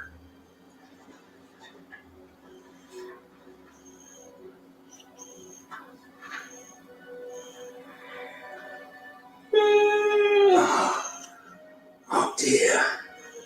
Some of these pages seem to be missing. It appears someone has got to the book before us. Still, I will need time to study what remains. Perhaps we can still salvage something useful, but it may take some time. I wonder why it was here, below Hogwarts. I think I know, sir. I saw 2 more memories where I found the book. Another pensive Godric's heart. The man we saw before, Percival Rackham, was a professor here. The first memory showed him and 3 other professors using ancient magic to restore a hamlet from a drought. Miriam was right. And the second memory? They were talking to a student who started as a 5th year, like I did. She could see traces of magic too. Why those memories? Perhaps this book will explain. Now I'll have to take it with me to London. The headmaster has insisted that I speak directly to the minister about George's death.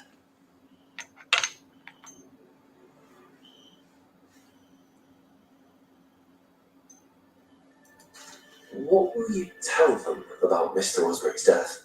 I don't know how much I dare say. George tried to convince the ministry about Ranrock, but to no avail. My instinct is to follow the path we are on for the moment and keep the details to ourselves until we know more. I understand. I'll see what I can learn about the missing pages while you're gone. Good. Don't neglect your studies. Your wand work is improving by the day. But you'll want to pay attention in herbology and potions. There's more to magic than spellcasting. Plenty to keep me occupied while you're gone. You've done exceptionally well. I look forward to seeing all that you've accomplished when I return. Oh, and don't neglect your friends. You may be surprised by how much you can learn from them as well.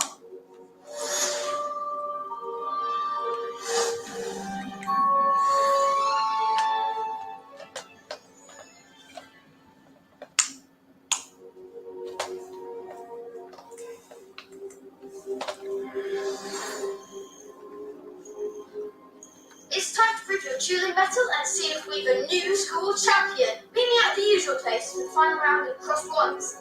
Also, the training dummy is still available. Meet me in Lower Hogsfield as soon as possible. I would like to talk to you about Rookwood and Harlow, and it might be best to do so outside of the castle.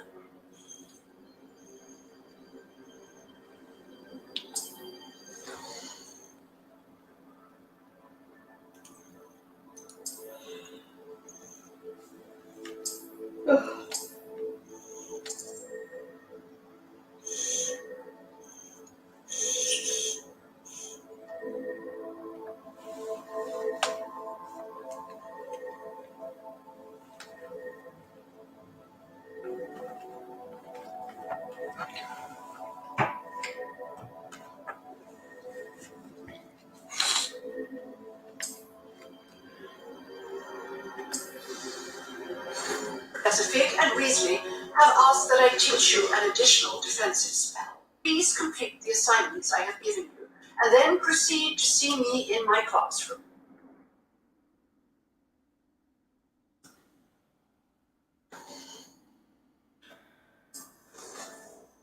Ugh.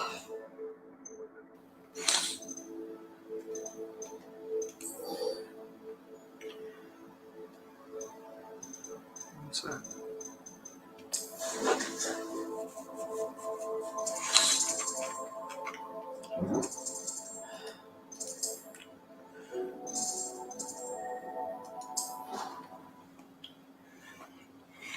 I'm just finishing this one last thing. It'll just take like 5 minutes, so sorry.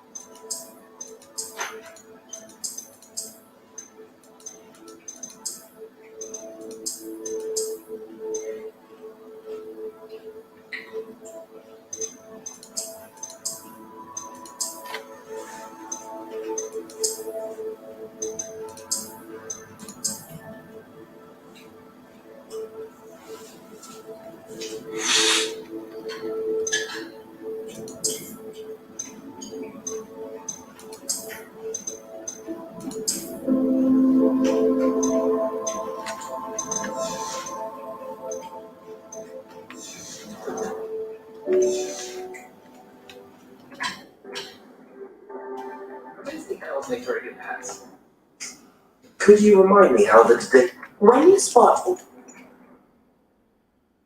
Meet the champion coming through. Hello, Luca. Is the final round of cross wands ready? Big match today. It all comes down to this. The moment that we find out. Ready for a shot at glory? I certainly am. Brilliant. Are you dealing with a partner? Yes, Sebastian. Then let's get started. Least I can do for him helping me out. We can make this a real victory. that's the spirit.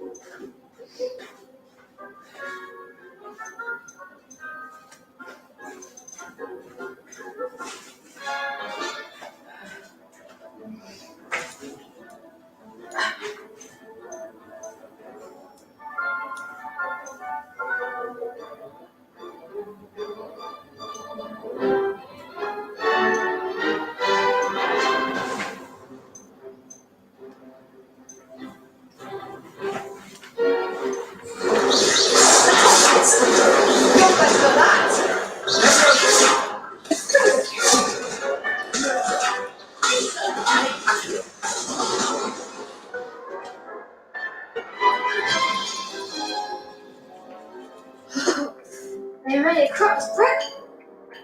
Yes, I'm ready now.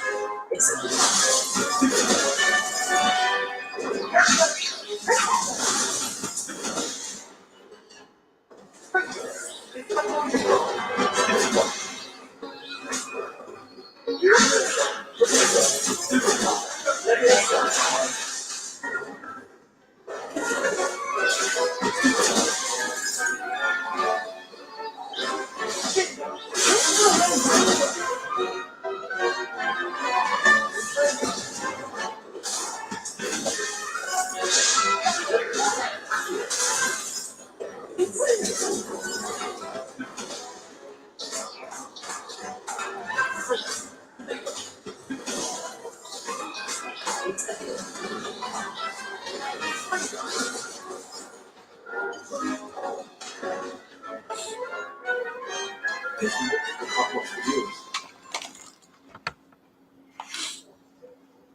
a victory! You won the tournament!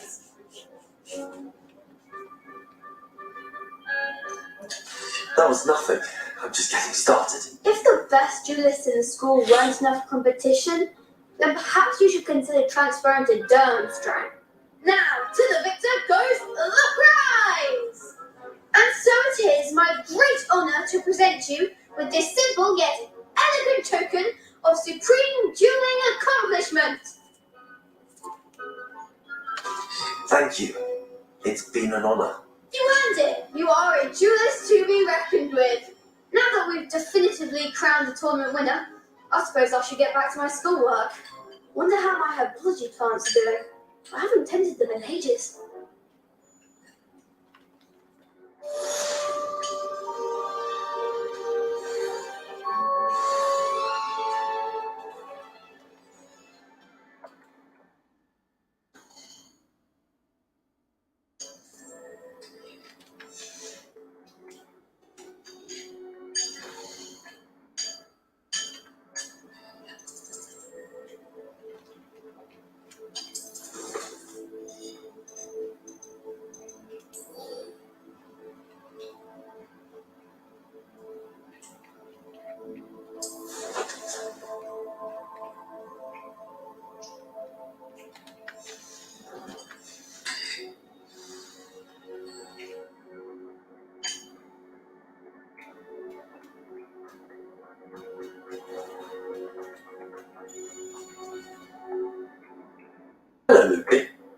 idea.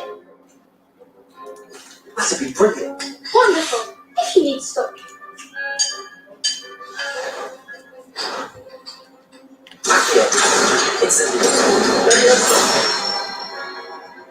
Good one.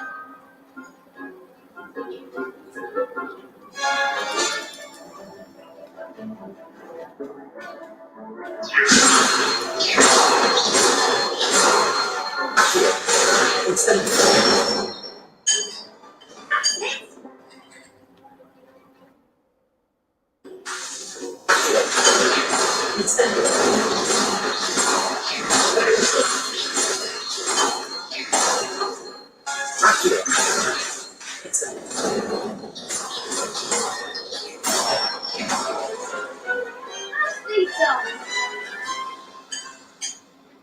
Impressive wonder.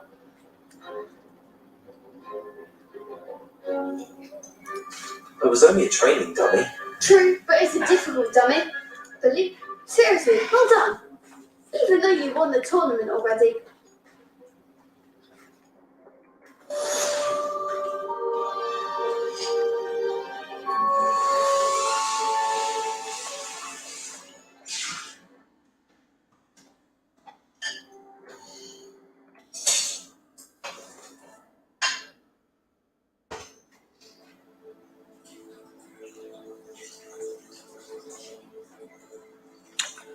All right, so I'm gonna head off now.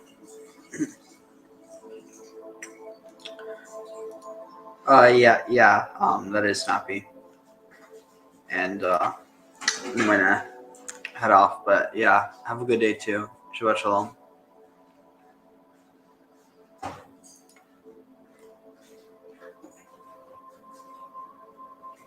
Want to tell the Rebbe the words of the new song that we're singing with Mashiach, right? So I'm just going to read him. Am Yisrael, have no fear. Mashiach will be here this year. We want Mashiach now. We don't want to wait. Okay?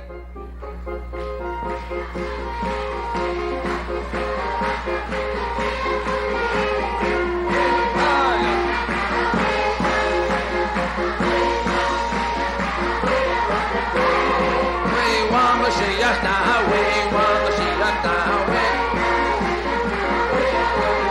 oh yeah, Am Yisrael, have no fear, Mashiach will be this year. Am Yisrael, have no fear, Mashiach will be here this year.